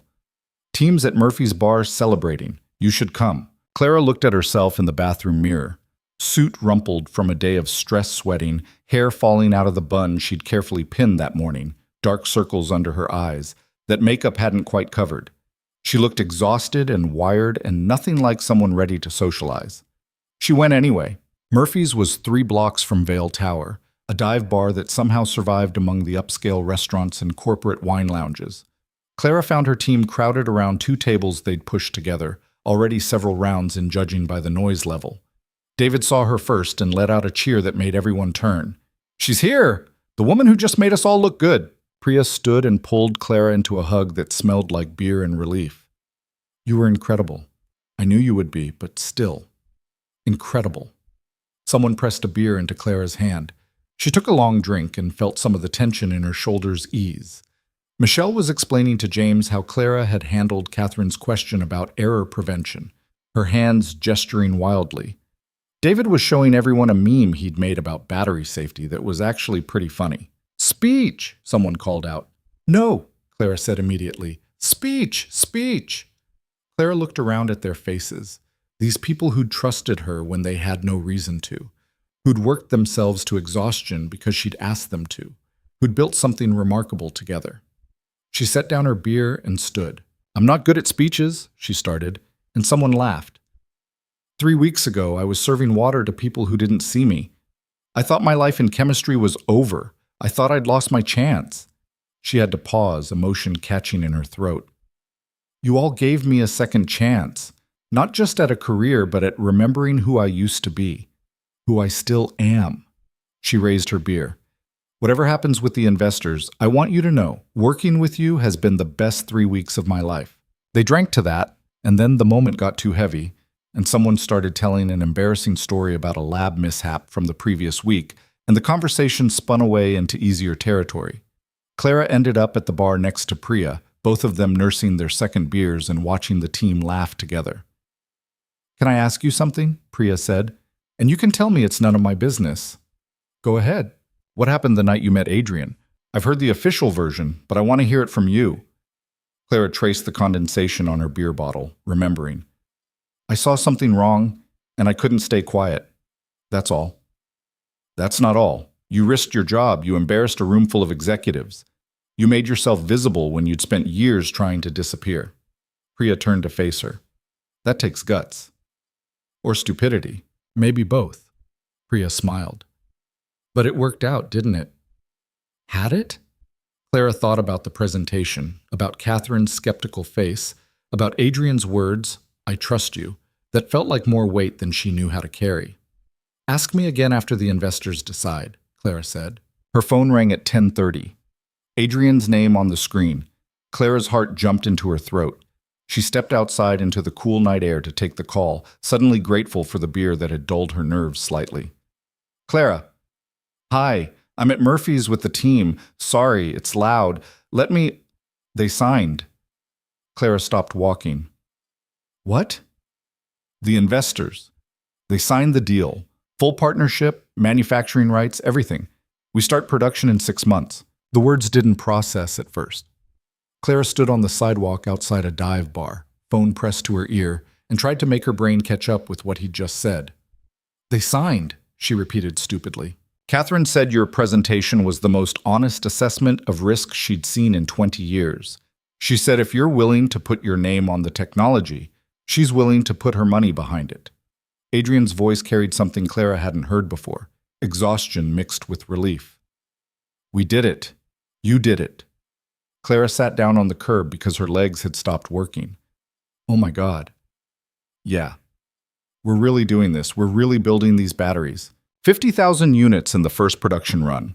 If they perform as expected, we'll scale to 500,000 within 2 years." Adrian paused. "Clara, this is going to change everything. Electric vehicles with triple the range of current models. Energy storage for renewable grids. This is what I've been working toward for a decade." The weight of it hit her all at once. 50,000 batteries. 50,000 chances for her formula to fail or succeed. 50,000 families trusting their lives to chemistry she'd written on a napkin in a moment of desperate courage. "What if something goes wrong?" Clara asked quietly. "What if we missed something? Then we fix it, but we won't have missed anything, not with you checking the work." Adrian's voice softened. "Go celebrate with your team. You've earned it. We'll talk logistics Monday." After he hung up, Clara sat on the curb for another minute, watching cars pass, letting the news settle. Then she went back inside, where Priya took one look at her face and knew. They signed, Clara said. The bar erupted. Someone bought a round of shots. David tried to lift Clara onto his shoulders and nearly dropped her. Michelle cried happy tears and blamed it on the alcohol. Priya hugged her so hard Clara's ribs protested. Clara let herself get swept up in it, the celebration and relief and pure joy of people who'd worked themselves raw and succeeded.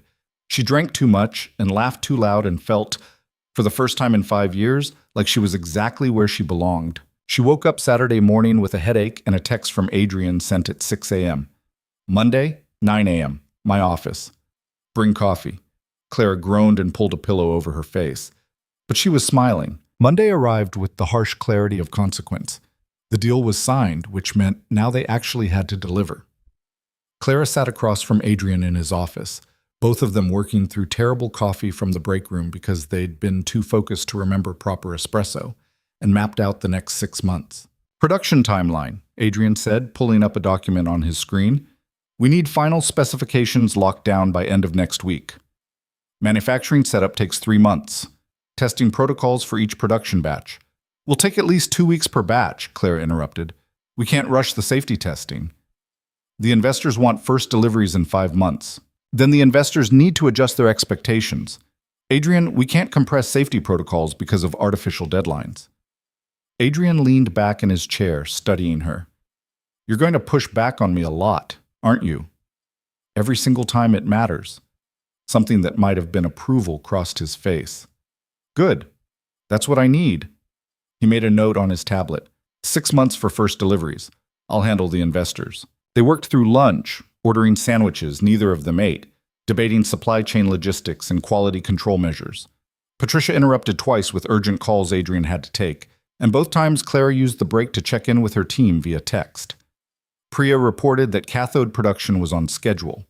James had identified a potential optimization in the thermal management that could improve efficiency by 3%. Around 3, Adrian's phone buzzed. He glanced at it, and his expression shifted into something softer. I need to leave by 4, he said. School pickup. Clara had forgotten about Ethan. How old is he again? 6? Just turned 7 last month, first grade. Adrian pulled up a photo on his phone and turned it toward Clara. Ethan grinning at the camera, missing a front tooth, holding up a drawing of what looked like a T-Rex. He's been asking about the battery lady. He has? Apparently dinosaurs and batteries are equally fascinating. Adrian set down his phone. He doesn't talk about new people usually. He's been cautious since his mother died. Doesn't trust easily. Clara thought about the small boy who'd announced that Triceratops had 3 horns for protection, who'd looked at her with open curiosity instead of the wariness grief often built in children. He seems like a good kid, she said. He is. Smart as hell. Sensitive. Too serious for 7. Adrian's voice carried a weight Clara recognized. The specific exhaustion of single parenthood combined with grief. Some days I look at him and see Emma. Same expressions, same way of thinking. It's hard. It was the most personal thing Adrian had shared with her, and Clara wasn't sure what to do with it. They'd built a professional relationship on mutual respect and shared purpose. This felt different, more vulnerable. My father used to say that the people we lose live on in the things they taught us, Clara said quietly. Maybe Ethan carrying pieces of his mother isn't something to survive. Maybe it's something to honor.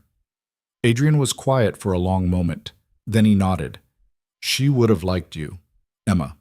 She didn't tolerate bullshit either. Clara felt something shift in her chest, some small wall coming down. I wish I could have met her. Yeah, me too. At 4, Adrian packed up his briefcase and headed for the door. He paused at the threshold. Clara, I want you to know you're doing exceptional work. Not just the chemistry, the leadership, the integrity, all of it. Thank you, Clara managed, and the words felt inadequate for the warmth spreading through her. After he left, Clara sat alone in his enormous office and thought about how strange life was. A month ago, she'd been invisible. Now she was having personal conversations with a billionaire about grief and fatherhood and the people who shaped us. The months that followed were brutal in the best possible way. Clara threw herself into production setup with the same intensity she'd brought to the prototype development. She traveled to manufacturing facilities, reviewed equipment specifications, trained quality control teams. She gave presentations to industry groups and defended her methodology to skeptical engineers and slowly, gradually, built a reputation as someone who knew what she was talking about. The debt collectors stopped calling because she'd paid them off. All of it. $347,000 gone in 4 months. Clara had written the final check with hands that shook. Not from fear this time, but from the sheer impossible reality of being free. She moved to a new apartment with windows that closed properly and a kitchen that didn't smell like other people's cooking. Nothing fancy, but clean and hers and paid for without panic. Priya became not just a colleague, but a friend. They got dinner once a week, usually somewhere cheap because Priya was putting her sister through college and money was tight. Clara picked up the tab more often than not, remembering what it felt like to count every dollar. The team grew. Clara hired 3 more researchers, including a brilliant recent PhD named Sarah, who reminded Clara of herself at that age, hungry to prove herself, terrified of failing. Clara mentored her the way she wished someone had mentored her, with honesty and support in equal measure. Adrian remained a constant presence, demanding, exacting, but fair. He pushed Clara hard, questioned her decisions, forced her to defend her reasoning. But he also backed her completely when she said something wasn't ready, even when it meant disappointing investors or extending timelines. They fell into an easy working rhythm. Morning meetings to align priorities, quick check-ins throughout the day, late afternoon debriefs where they'd argue about strategy over coffee that got progressively worse as the day wore on. Clara learned to read his moods, the way he ran his hand through his hair when he was frustrated, the slight tightening around his eyes when he was worried but trying not to show it, the rare, genuine smile when something went better than expected. She learned about Ethan in pieces.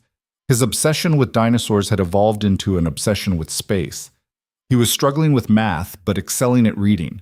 He'd started asking questions about his mother that Adrian didn't always know how to answer. He asked me yesterday if she'd be proud of him, Adrian said one evening, both of them working late on production quality reviews. The office was quiet, everyone else long gone. I told him yes, absolutely. But the truth is, I don't know. I don't know what Emma would think about the man I've become, the father I'm trying to be. Clara looked up from her laptop. Adrian was staring out the window at the city lights, his reflection ghostly in the glass. She married you, Clara said. That means she saw something worth believing in. She married a different version of me, someone who had time for things other than work, someone who didn't carry this much. He stopped, seeming to catch himself. Sorry, you didn't sign up to be my therapist. I signed up to work with you. That includes the occasionally human moments. Adrian turned from the window, and something in his expression made Clara's breath catch. It was the way he was looking at her, not like an employee or even a friend, but something else, something that made the air in the room feel different. Then his phone rang, breaking the moment. Patricia, even at 8 p.m., with some crisis that needed immediate attention. Adrian took the call, and the vulnerability disappeared back behind the CEO mask. Clara told herself she'd imagined it. They were colleagues. He was her boss. The power dynamic alone made anything else inappropriate, never mind the complexity of his grief and her gratitude for the opportunity he'd given her. But she thought about that look sometimes, late at night in her new apartment, and wondered. Production of the first battery batch started in month 5. Clara spent 2 weeks at the manufacturing facility, watching every step of the process, catching small variations that could compound into problems. The facility manager, a gruff man named Tom who'd been building batteries for 30 years, initially resented her oversight. By the end of the first week, he was asking her opinion on everything. You know your stuff, he told her bluntly. Most of the engineers they send me know theory, but not practice. You know both. I've made enough mistakes to learn the difference, Clara said. The first completed battery pack came off the line on a Tuesday. Clara held it in her hands. 48 cells perfectly integrated, encased in protective housing, every connection tested and verified, and felt emotion well up in her throat. We did it, Priya said beside her, and her voice was thick too. They ran the completed pack through every test in their arsenal. Thermal stress, rapid charging, impact resistance, sustained discharge. Every test it passed made Clara's chest feel lighter and her anxiety spike higher. Because passing tests meant they were getting closer to putting these batteries in actual vehicles, in cars that families would drive, in buses that would carry children. The responsibility of it was crushing and exhilarating. Adrian flew out to the facility for the final validation test. He stood with Clara in the observation room, both of them watching monitors as the battery pack underwent its most extreme stress test yet, the equivalent of 10 years of heavy use compressed into 72 hours. Hour 68, and Clara hadn't slept in 2 days. She stood with a coffee cup that had gone cold hours ago, eyes burning from staring at data streams, and watched the numbers hold steady. "When's the last time you rested?" Adrian asked quietly. "I'll rest when we're done." "Clara, I'm fine." "You're exhausted." "So are you. I see you checking your phone every 10 minutes to make sure Ethan's okay with the nanny." Adrian's jaw tightened. "That's different." "How?" "Because he's my son. He's my responsibility. And this is mine." Clara gestured at the monitors. "These batteries, the people who'll depend on them, that's my responsibility. I don't get to sleep until I'm sure." Adrian studied her face for a long moment.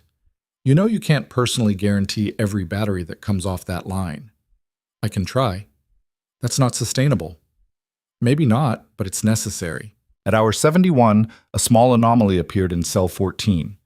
Temperature elevated by 0.3 degrees Celsius. Clara's heart stopped. "Talk to me," she said to Tom, who was monitoring the systems. "Could be a sensor fluctuation, or it could be the beginning of degradation." Tom pulled up detailed thermal imaging. "See that? Heat distribution is still even. If it was real degradation, we'd see asymmetry." Clara stared at the imaging, her tired brain trying to process what she was seeing. Adrian moved closer, looking over her shoulder at the screen. "Sensor error?" he asked. "Probably, but we can't be sure without completing the test," Adrian finished.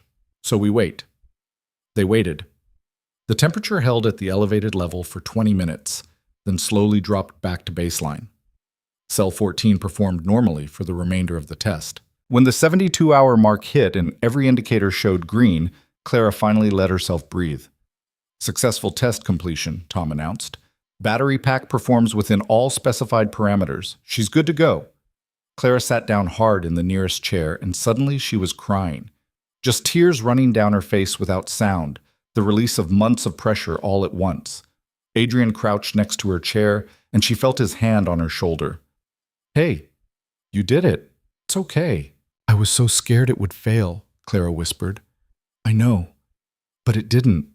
Your work held up." Clara wiped her face with the back of her hand, embarrassed. "Sorry, I'm just tired." "You're human. It's allowed." Adrian stood and extended his hand to help her up. "Come on, I'm buying you dinner and then you're sleeping for 12 hours minimum." "I should review the data. Tom's team can handle the data review. You're done for today." They ended up at a diner 3 blocks from the hotel where they were both staying. Nothing fancy, just burgers and fries and coffee that was only marginally better than break room quality. Clara was too exhausted to care. She ate mechanically, her brain starting to shut down now that the adrenaline had faded. "Can I ask you something?" Adrian said, pushing his half-eaten burger aside. "Sure." "Do you ever regret it, leaving your doctorate program?" Clara thought about it honestly. "Every day for the first 2 years. My father kept apologizing, like his cancer was his fault, like I'd sacrificed my dreams for him." She took a sip of coffee. "But I'd do it again. He needed me. That mattered more than any degree." "He died knowing you loved him." "Yeah, he did." Clara met Adrian's eyes across the table. "Is that why you work so hard? So Ethan knows you're building something for him?" "Partly. Also because if I stop moving, I have to think about everything I lost. Work is easier than grief." The honesty in his voice made Clara's chest ache.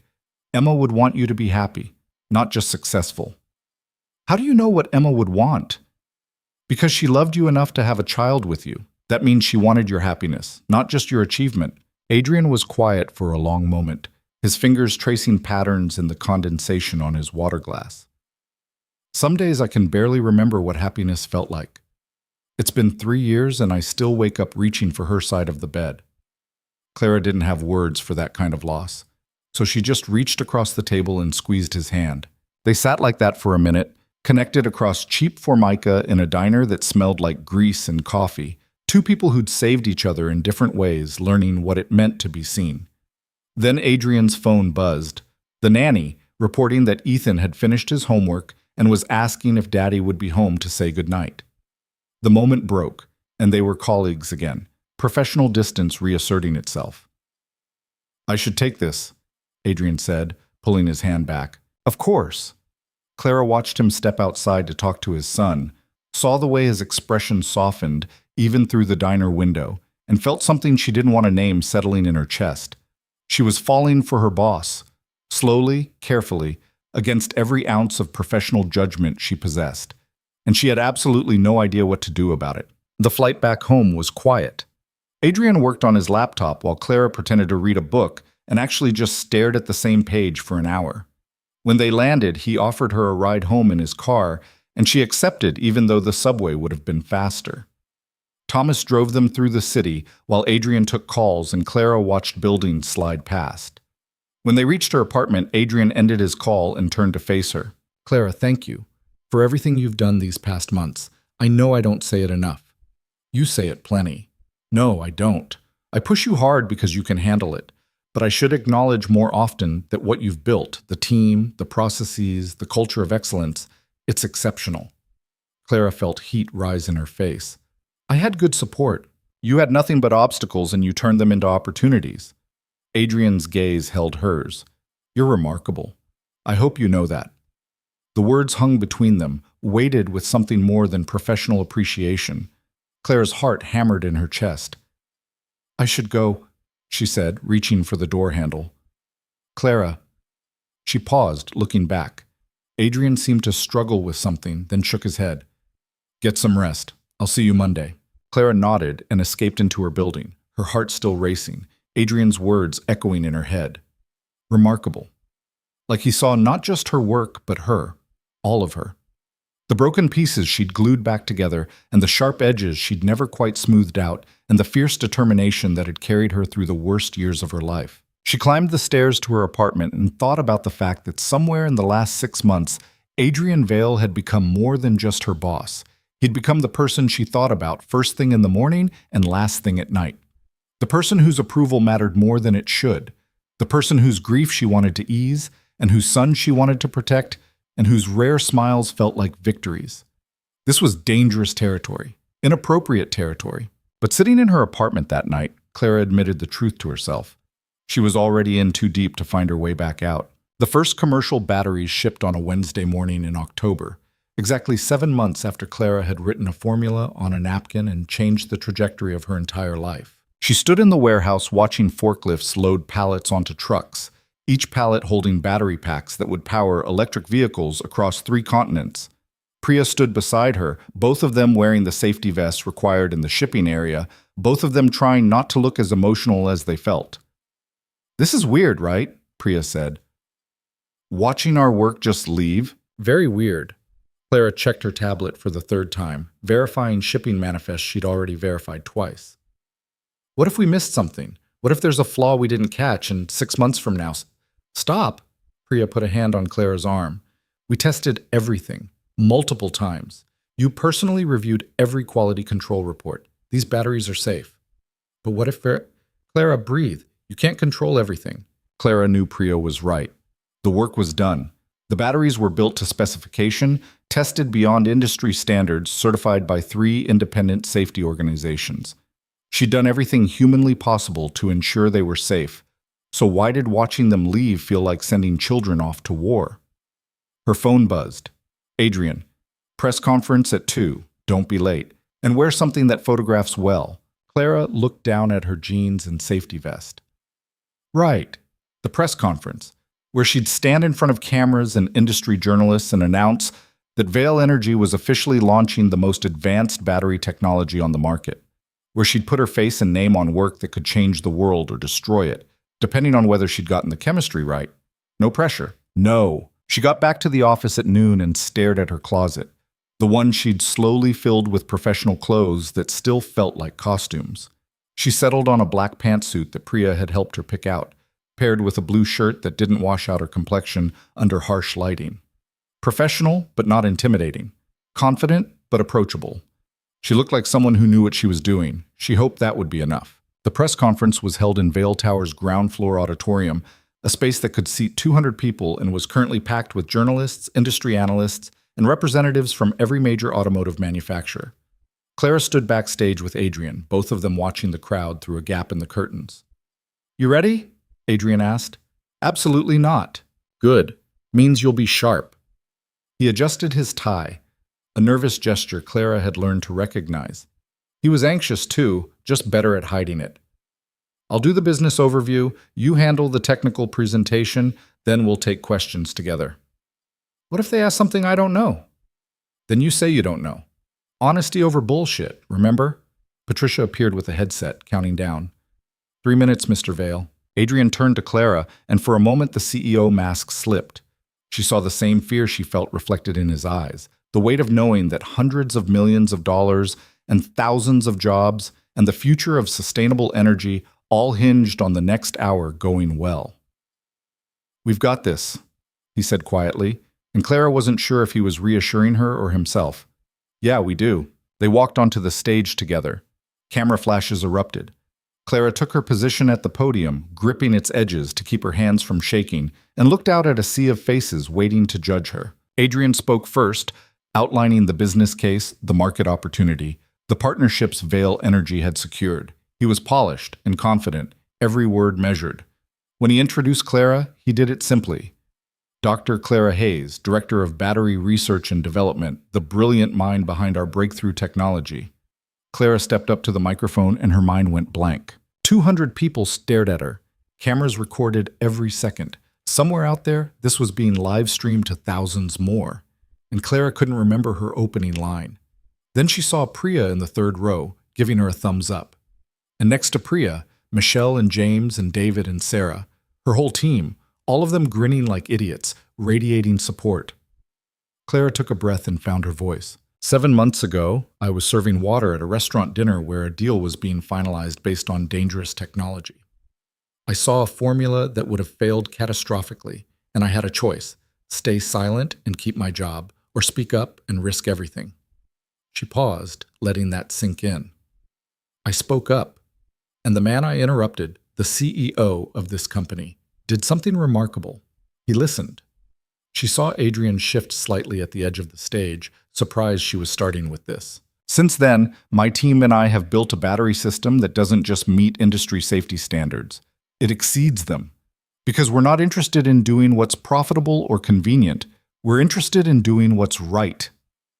Clara pulled up her first slide, a molecular diagram of the cathode structure. "Let me show you how we did it." For the next 20 minutes, Clara walked them through the science. Not dumbed down, not oversimplified, but the actual chemistry and language that both technical experts and educated laypeople could follow. She showed test results, safety data, performance metrics. She was honest about challenges they'd faced and how they'd solved them. When she finished, the room was silent for a beat. Then someone started clapping, and it spread until the entire auditorium was applauding. Clara's face heated, and she stepped back from the podium, overwhelmed. Adrian moved forward for the Q&A session, fielding questions about market strategy and production timelines. Then a journalist from a major tech publication raised her hand. "Question for Dr. Hayes. You mentioned risking your job by speaking up. Can you talk more about that decision? What made you think it was worth it?" Clara moved back to the microphone. "My father died from a medical error. Someone made a mistake and didn't catch it, and he paid the price. I knew if I stayed quiet and that battery formula went into production, someone else's father would die. Someone's mother, someone's child. I couldn't live with that." The journalist scribbled notes. "So this was personal for you?" "All good science should be personal. It should matter enough that you're willing to fight for it." Clara glanced at Adrian, then back at the crowd. "That night, I was invisible. I was just the help. But I had knowledge that could save lives. And staying invisible would have made me complicit in what came next. Sometimes being seen is scary, but it's necessary." Another hand went up. "Do you worry about the pressure? The responsibility of knowing millions of people will depend on technology you designed." "Every single day," Clara said honestly, "but that fear keeps me careful. It keeps me questioning everything, testing everything, never assuming I've got it right just because the data looks good. Fear isn't the enemy, complacency is. The questions continued for another 30 minutes. Adrian handled the business side, Clara handled the technical side, and together they presented a unified vision of what Vale Energy was building. When it finally ended and they walked off stage, Clara's legs felt shaky. "You were incredible," Adrian said as soon as they were backstage. "That opening, starting with the restaurant story, that was brilliant. I panicked and couldn't remember my prepared remarks." "Well, panic looks good on you." Patricia appeared with her tablet. "Mr. Vale, the live stream hit 500,000 viewers. Social media response is overwhelmingly positive. 3 automotive executives want to schedule calls, and someone from the Department of Energy wants to discuss a potential partnership." Adrian nodded, processing. "Set up the calls for tomorrow. And Patricia, clear my schedule for the rest of today." Patricia's eyebrows rose slightly, but she didn't question it. "Done." After she left, Adrian turned to Clara. "Come on, we're celebrating. I need to check in with the team. The team is already celebrating without us. Priya texted me. They're at Murphy's." Adrian pulled out his phone and sent a quick text. "I told her we'd meet them there in an hour, but first, there's something I need to show you."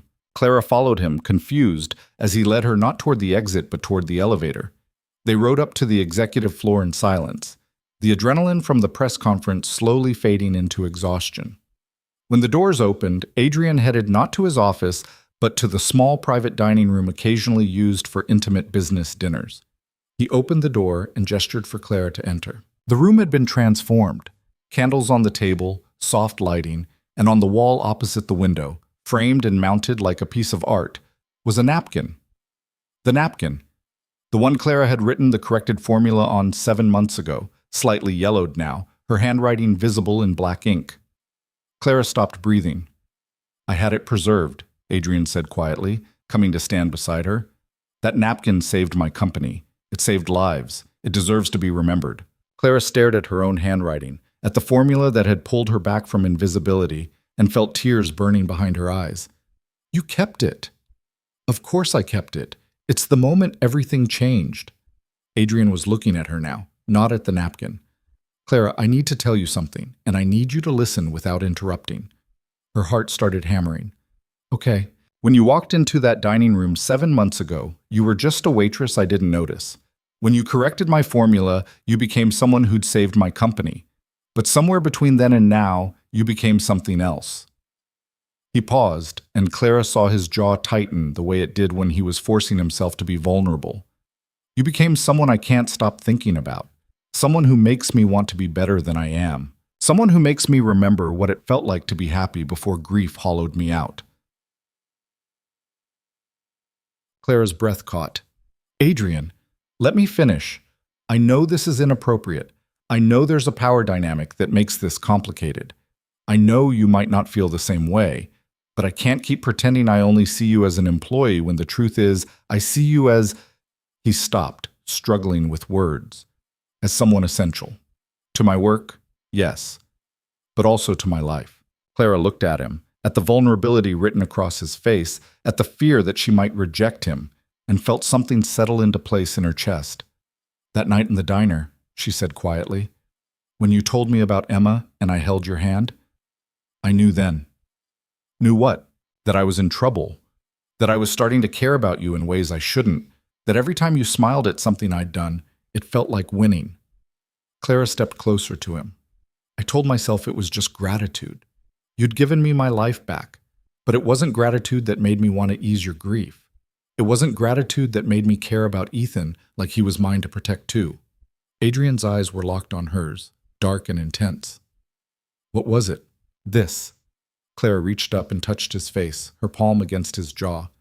"Caring about you. Maybe even—" He kissed her before she could finish the sentence. It wasn't smooth or perfect. Their noses bumped slightly, and Clara made an undignified sound of surprise before her brain caught up with what was happening. Then she kissed him back, her hands sliding into his hair, his arms wrapping around her waist, pulling her closer. He tasted like coffee and possibility, and Clara felt 7 months of careful professional distance collapse into this moment. When they finally broke apart, both breathing hard, Adrian rested his forehead against hers. I've wanted to do that for months, he admitted. You could have done it sooner. You're my employee. The power dynamic. I'm a grown woman who can make her own choices. Claire pulled back enough to meet his eyes. But we need to be smart about this. HR policies, professional boundaries, making sure the team doesn't think I got my position because of anything other than merit. Agreed. We'll be careful. Discreet. Adrian's thumb traced her jawline. But Clara, I need you to know you earned everything you have. Your position, your team's respect, your success. That has nothing to do with how I feel about you, and everything to do with how brilliant you are. I know, but other people might not see it that way. Then we'll make sure they do. Adrian stepped back, putting professional distance between them again, and Clara saw him rebuilding the CEO composure. We should get to Murphy's. The team will wonder where we are. They took separate cars to the bar, maintaining appearances. But when Clara walked in and saw her team celebrating, saw Priya wave her over with a beer already poured, she caught Adrian's eye across the room and felt the secret between them like a live wire. The celebration went late. People bought rounds and told embarrassing stories and toasted Clara so many times she lost count. Around midnight, she found herself outside getting air and Adrian appeared beside her. You okay? He asked, careful to maintain distance in case anyone came out. Yeah, just overwhelmed. Good overwhelmed, but still. Today was a big day. You handled it perfectly. Clara leaned against the brick wall, looking up at the city sky where no stars were visible through light pollution. A year ago, I was drowning in debt and grief, and the absolute certainty that I'd lost my one chance at doing something that mattered. Now I'm standing here having just launched technology that might actually change the world. It's surreal. You created your own second chance. I just gave you the opportunity. You gave me more than that. You gave me permission to be the person I was before life knocked me down. Clara looked at him. I don't think you understand what that meant. What it still means. Adrian was quiet for a moment. Emma used to say that people aren't just one thing. We're all multiple versions of ourselves, and sometimes circumstances force us into versions that don't fit. She said the lucky ones get to become who they're meant to be. His voice was soft. You're becoming who you were meant to be, Clara, and I get to watch it happen. That's a gift. Clara felt tears prick her eyes. She sounds like she was wise. She was, about everything except choosing safe drivers. The bitterness in his voice was reflexive, old grief asserting itself. Sorry, that's not fair to her memory. Grief isn't fair, it just is. Clara reached out and squeezed his hand quickly before letting go. But you're allowed to be angry about what you lost. Emma would understand that. They stood in comfortable silence for a while, listening to the muffled sounds of celebration from inside the bar. Finally, Adrian checked his watch. I should get home. The nanny charges double after midnight. How's Ethan doing? Good. He's in a phase where he wants to know how everything works. Last week, he disassembled his alarm clock to see the gears. The week before that, he tried to build a rocket from paper towel tubes. Adrian's expression softened the way it always did when talking about his son. He asked about you yesterday, wanted to know if the battery lady could teach him about chemistry. Clara's heart did something complicated in her chest. I'd like that, if you think it's appropriate. I think, Adrian paused, choosing words carefully. I think Ethan's been waiting for me to be happy again, and you make me happy. So, yes, I think it's appropriate, but we go slow, for his sake. Slow is good. I'm not going anywhere. Adrian's smile was rare and genuine. No, you're not. The weeks that followed found a rhythm. Publicly, Clara and Adrian maintained strict professionalism. In private, they stole moments, late-night calls after Ethan was asleep, weekend coffee at places far enough from the office that they wouldn't be recognized, careful text messages that could be explained away as work-related if anyone saw them. Clara met Ethan officially a month after the press conference. Adrian invited her to Saturday morning breakfast at their home, a brownstone in a quiet neighborhood that somehow managed to be both impressive and comfortable. Ethan greeted her at the door wearing pajamas with planets on them. You're really tall, he announced, looking up at her. You're really observant, Clara replied seriously. Dad says you're the smartest person he knows. Clara glanced at Adrian, who was watching from the kitchen doorway with barely suppressed amusement. Your dad is biased. What's biased? It means he likes me, so he thinks I'm smarter than I actually am. Ethan considered this. Are you smart enough to help with my science homework? Probably. What's the assignment? I have to explain photosynthesis, but make it interesting. Ethan rolled his eyes. Mrs. Patterson says my last presentation was too boring. Clara spent the next hour helping Ethan build a presentation comparing photosynthesis to a battery, both storing energy for later use, both converting one form of power into another. Adrian watched them work together, occasionally contributing ideas, and Clara felt something shift. This wasn't just about her and Adrian anymore. This was about whether she could fit into their life, into the carefully constructed world Adrian had built for his son after Emma died. When Ethan's presentation was finished, complete with hand-drawn diagrams and a working model made from household items, he looked up at Clara with Emma's eyes and Adrian's intelligence. Can you come back next week? He asked. I have a project on space. Clara looked at Adrian, checking for permission. He nodded slightly. I'd love to, Clara said. It became a routine. Saturday mornings at Adrian's house, helping Ethan with homework or building science experiments or just playing board games while Adrian made breakfast. Clara learned that Ethan liked his eggs scrambled with cheese, that he was terrified of thunderstorms, but too proud to admit it, that he still slept with a stuffed elephant his mother had given him and refused to let anyone wash it. She learned that Adrian sang off-key while cooking, that he was hopeless at board games but played anyway because it made Ethan happy, that he kept photos of Emma throughout the house, not as shrines, but as natural parts of their life. Emma in the kitchen, laughing. Emma holding newborn Ethan. Emma and Adrian on their wedding day, both of them looking impossibly young. Does it bother you? Adrian asked one Saturday after Ethan had gone to play in his room. The photos. Clara looked at the one nearest them. Emma and Ethan at what looked like a beach, both sandy and grinning. No, she was part of your life. She's part of who Ethan is. Why would I want to erase that? Some people would find it weird, the new girlfriend surrounded by the dead wife. I'm not some people. Clara met his eyes. And I'm not trying to replace her. I'm just trying to fit into the life you've built. Adrian pulled her close, kissing the top of her head. You fit perfectly. But fitting perfectly didn't mean it was easy. There were nights when Adrian woke from nightmares about the accident and couldn't explain what he dreamed. Times when Ethan would cry for his mother, and Clara could only hold him while feeling utterly inadequate. Moments when the weight of stepping into a dead woman's shoes felt crushing. There were also work complications. Rumors started circulating about Clara and Adrian's relationship despite their discretion. Nothing confirmed, but office gossip had a way of finding truth.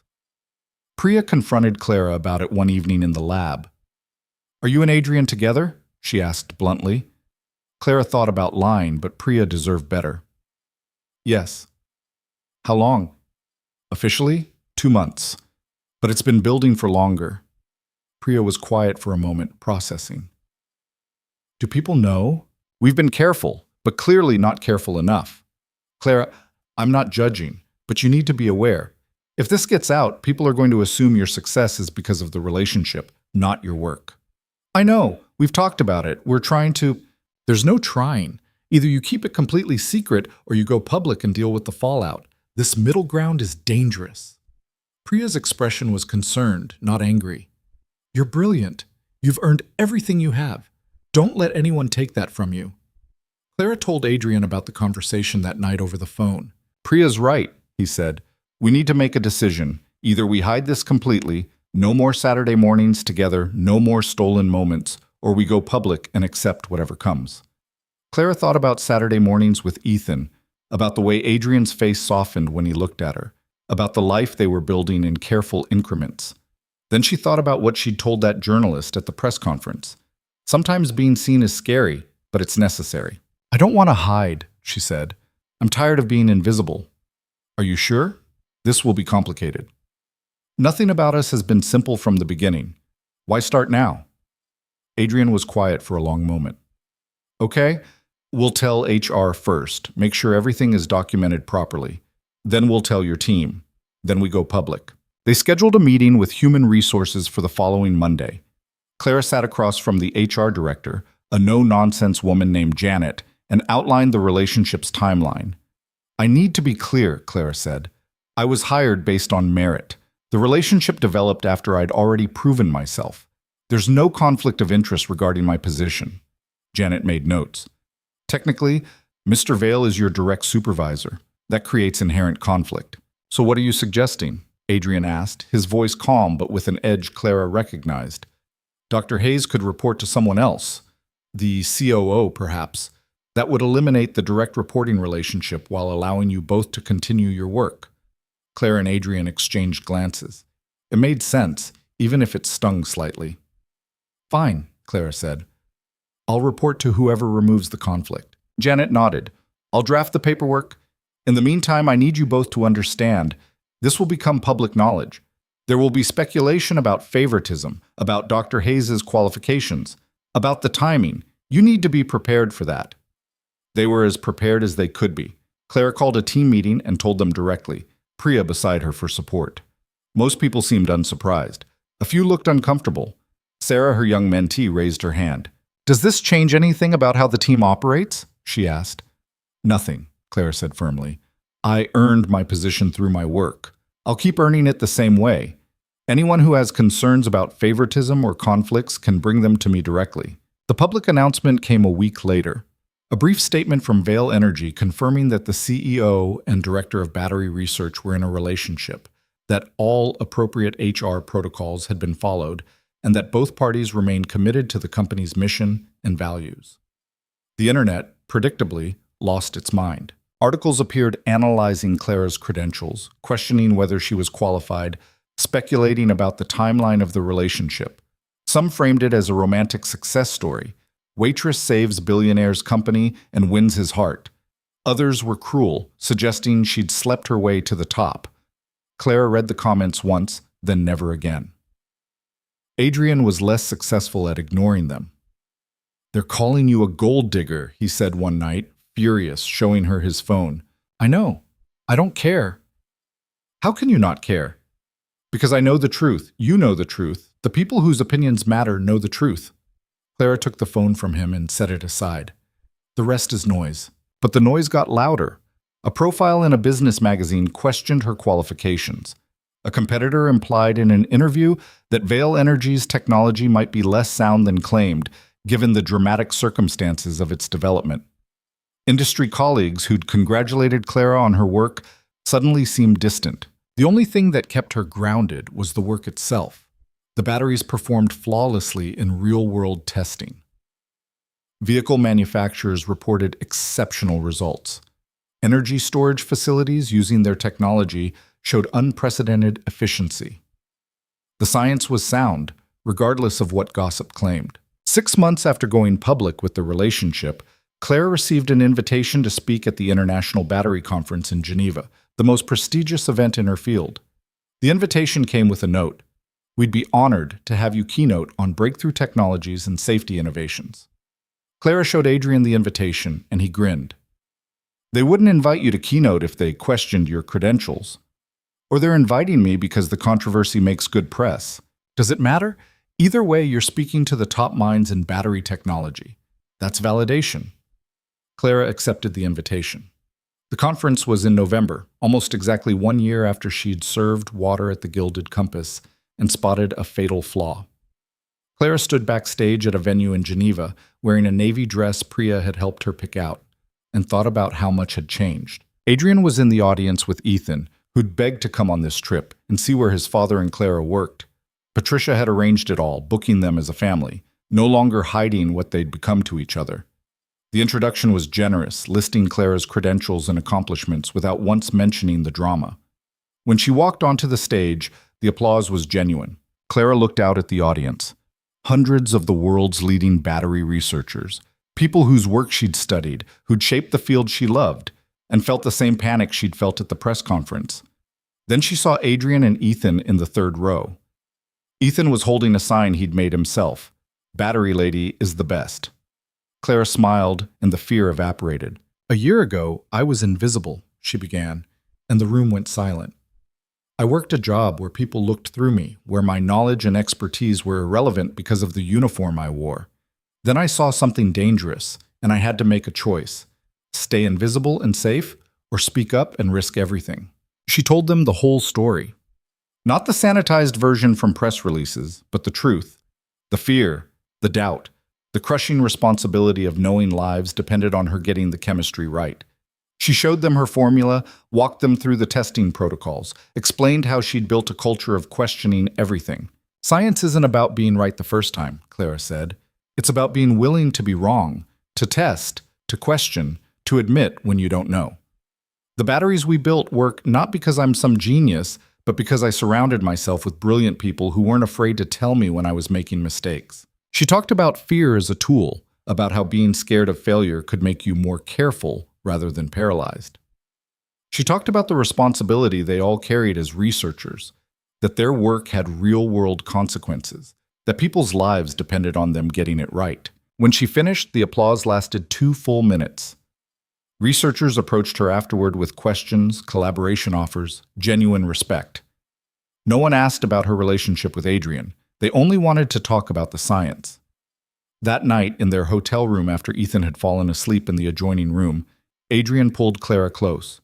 "You were magnificent," he said. "Watching you up there, owning that stage, I've never been prouder. It felt good, like I'd finally proven myself. You don't need to prove yourself, not to me, not to anyone." Clara rested her head on his shoulder. "I know, but it still felt good to do it anyway." They flew home the next day, and Clara returned to her lab with renewed energy. The team had made progress on a new battery variant while she was gone. Higher density, lower cost, equally safe. Sarah presented the initial findings with the confidence of someone who'd learned she could trust her own knowledge. "This is excellent work," Clara told her. "Run the thermal stress tests, and if it holds up, we'll move to prototype." Priya caught Clara in her office later. "So Geneva went well, better than expected." "Good, because we're getting a lot of interest from automotive manufacturers. Your keynote apparently convinced people that we're legitimate." Clara felt something settle in her chest. Legitimate. She'd earned that through work and integrity and refusing to hide either her relationship or her knowledge. The months blurred together after that. Production scaled up. New partnerships formed. The technology Clara had developed became industry standard. She won awards, gave talks, mentored young researchers. Her team grew to 25 people, then 40, then 60. 2 years after that night at the Gilded Compass, Clara stood in Adrian's office, the same office where he'd first offered her a job, and looked at the framed napkin on the wall. "Do you remember what you told me that first day?" she asked. Adrian came to stand beside her. "I told you lots of things. You said I was better than serving water. You are. You always were." "No." Clara turned to face him. "I wasn't. I was exactly where I needed to be to become who I am now. If I'd never lost my father, never gone into debt, never worked at that restaurant, I wouldn't have been there that night. I wouldn't have seen the formula. None of this would have happened." "So you're saying your suffering had purpose?" "I'm saying my suffering was real and terrible, and I wouldn't wish it on anyone. But it also shaped me, made me understand what matters, made me willing to risk everything because I knew what it cost to lose everything." Clara touched the glass, protecting the napkin. "That night, I saved your company. But you saved me first. You gave me a reason to be brave." Adrian pulled her close, kissing her forehead. "You were always brave. You just forgot for a while." There was a knock at the door. Patricia peeked in. "Sorry to interrupt, but Ethan's here. Something about a science project emergency." Ethan appeared behind Patricia, looking stressed in the way only a 9-year-old facing a school project could look. "Clara, I need help. Mr. Rodriguez assigned a presentation on renewable energy, and it's due Friday, and I don't know where to start." Clara and Adrian exchanged glances. Adrian nodded. "Come on," Clara said to Ethan. Let's go to my lab. I'll show you what renewable energy actually looks like." She led Ethan down to the research floor, where her team was running tests on the latest battery iteration. Ethan's eyes went wide, taking it all in. The equipment, the computers, the organized chaos of science in progress. "This is so cool," he breathed. "This is what your dad and I do," Clara said. "We try to make energy cleaner and safer so your generation inherits a better world." "Is that why you work so hard?" Clara crouched down to Ethan's eye level. "Partly, but also because I love it. The science, the discovery, the feeling when something you've worked on for months finally comes together. Your dad gave me a chance to do work I love, and I don't take that for granted. Ethan was quiet for a moment. Then, my mom used to say that happy people make the world better. Dad told me that. Claire's throat tightened. Your mom sounds like she was very wise. She was. I don't remember her very well anymore, but Dad shows me pictures and tells me stories. Ethan looked up at Clara with eyes too old for his face. Is it okay that I'm glad you're here, even though it means Mom isn't? Clara felt tears prick her eyes. She pulled Ethan into a hug. It's absolutely okay. You can love your mom's memory and still be happy now. Those things don't cancel each other out. Dad's happier with you here. I'm happier too. They spent the next hour working on Ethan's project, and Clara realized this was what healing looked like. Not forgetting the past or pretending the pain hadn't been real, but making space for joy alongside the grief. Building new traditions while honoring old ones. Becoming a different version of yourself without erasing who you were. That night, after Ethan had gone home with Adrian, Clara stood alone in her lab looking at the batteries her team had built. Each one represented hundreds of hours of work, thousands of calculations, millions of dollars in investment. But more than that, they represented a choice she'd made 1 year ago to be brave when being quiet would have been easier. Her phone buzzed. Adrian, Ethan wants you to come to his presentation Friday. He says you're his technical consultant. Clara smiled and typed back. Tell him technical consultants charge high fees, at least 3 cookies. Adrian, he's already baking them. See you Friday? Clara, wouldn't miss it. She left the lab and walked out into the city night, past the building where she used to work in a uniform that made her invisible, past the subway station she'd ridden every day drowning in debt and grief, past all the markers of a life she'd once lived. That life felt like it belonged to someone else now. A different Clara, one who'd forgotten she was capable of brilliance, who'd let circumstance convince her she was ordinary. But Clara had never been ordinary. She'd just been buried under circumstances that were temporary, even when they felt permanent.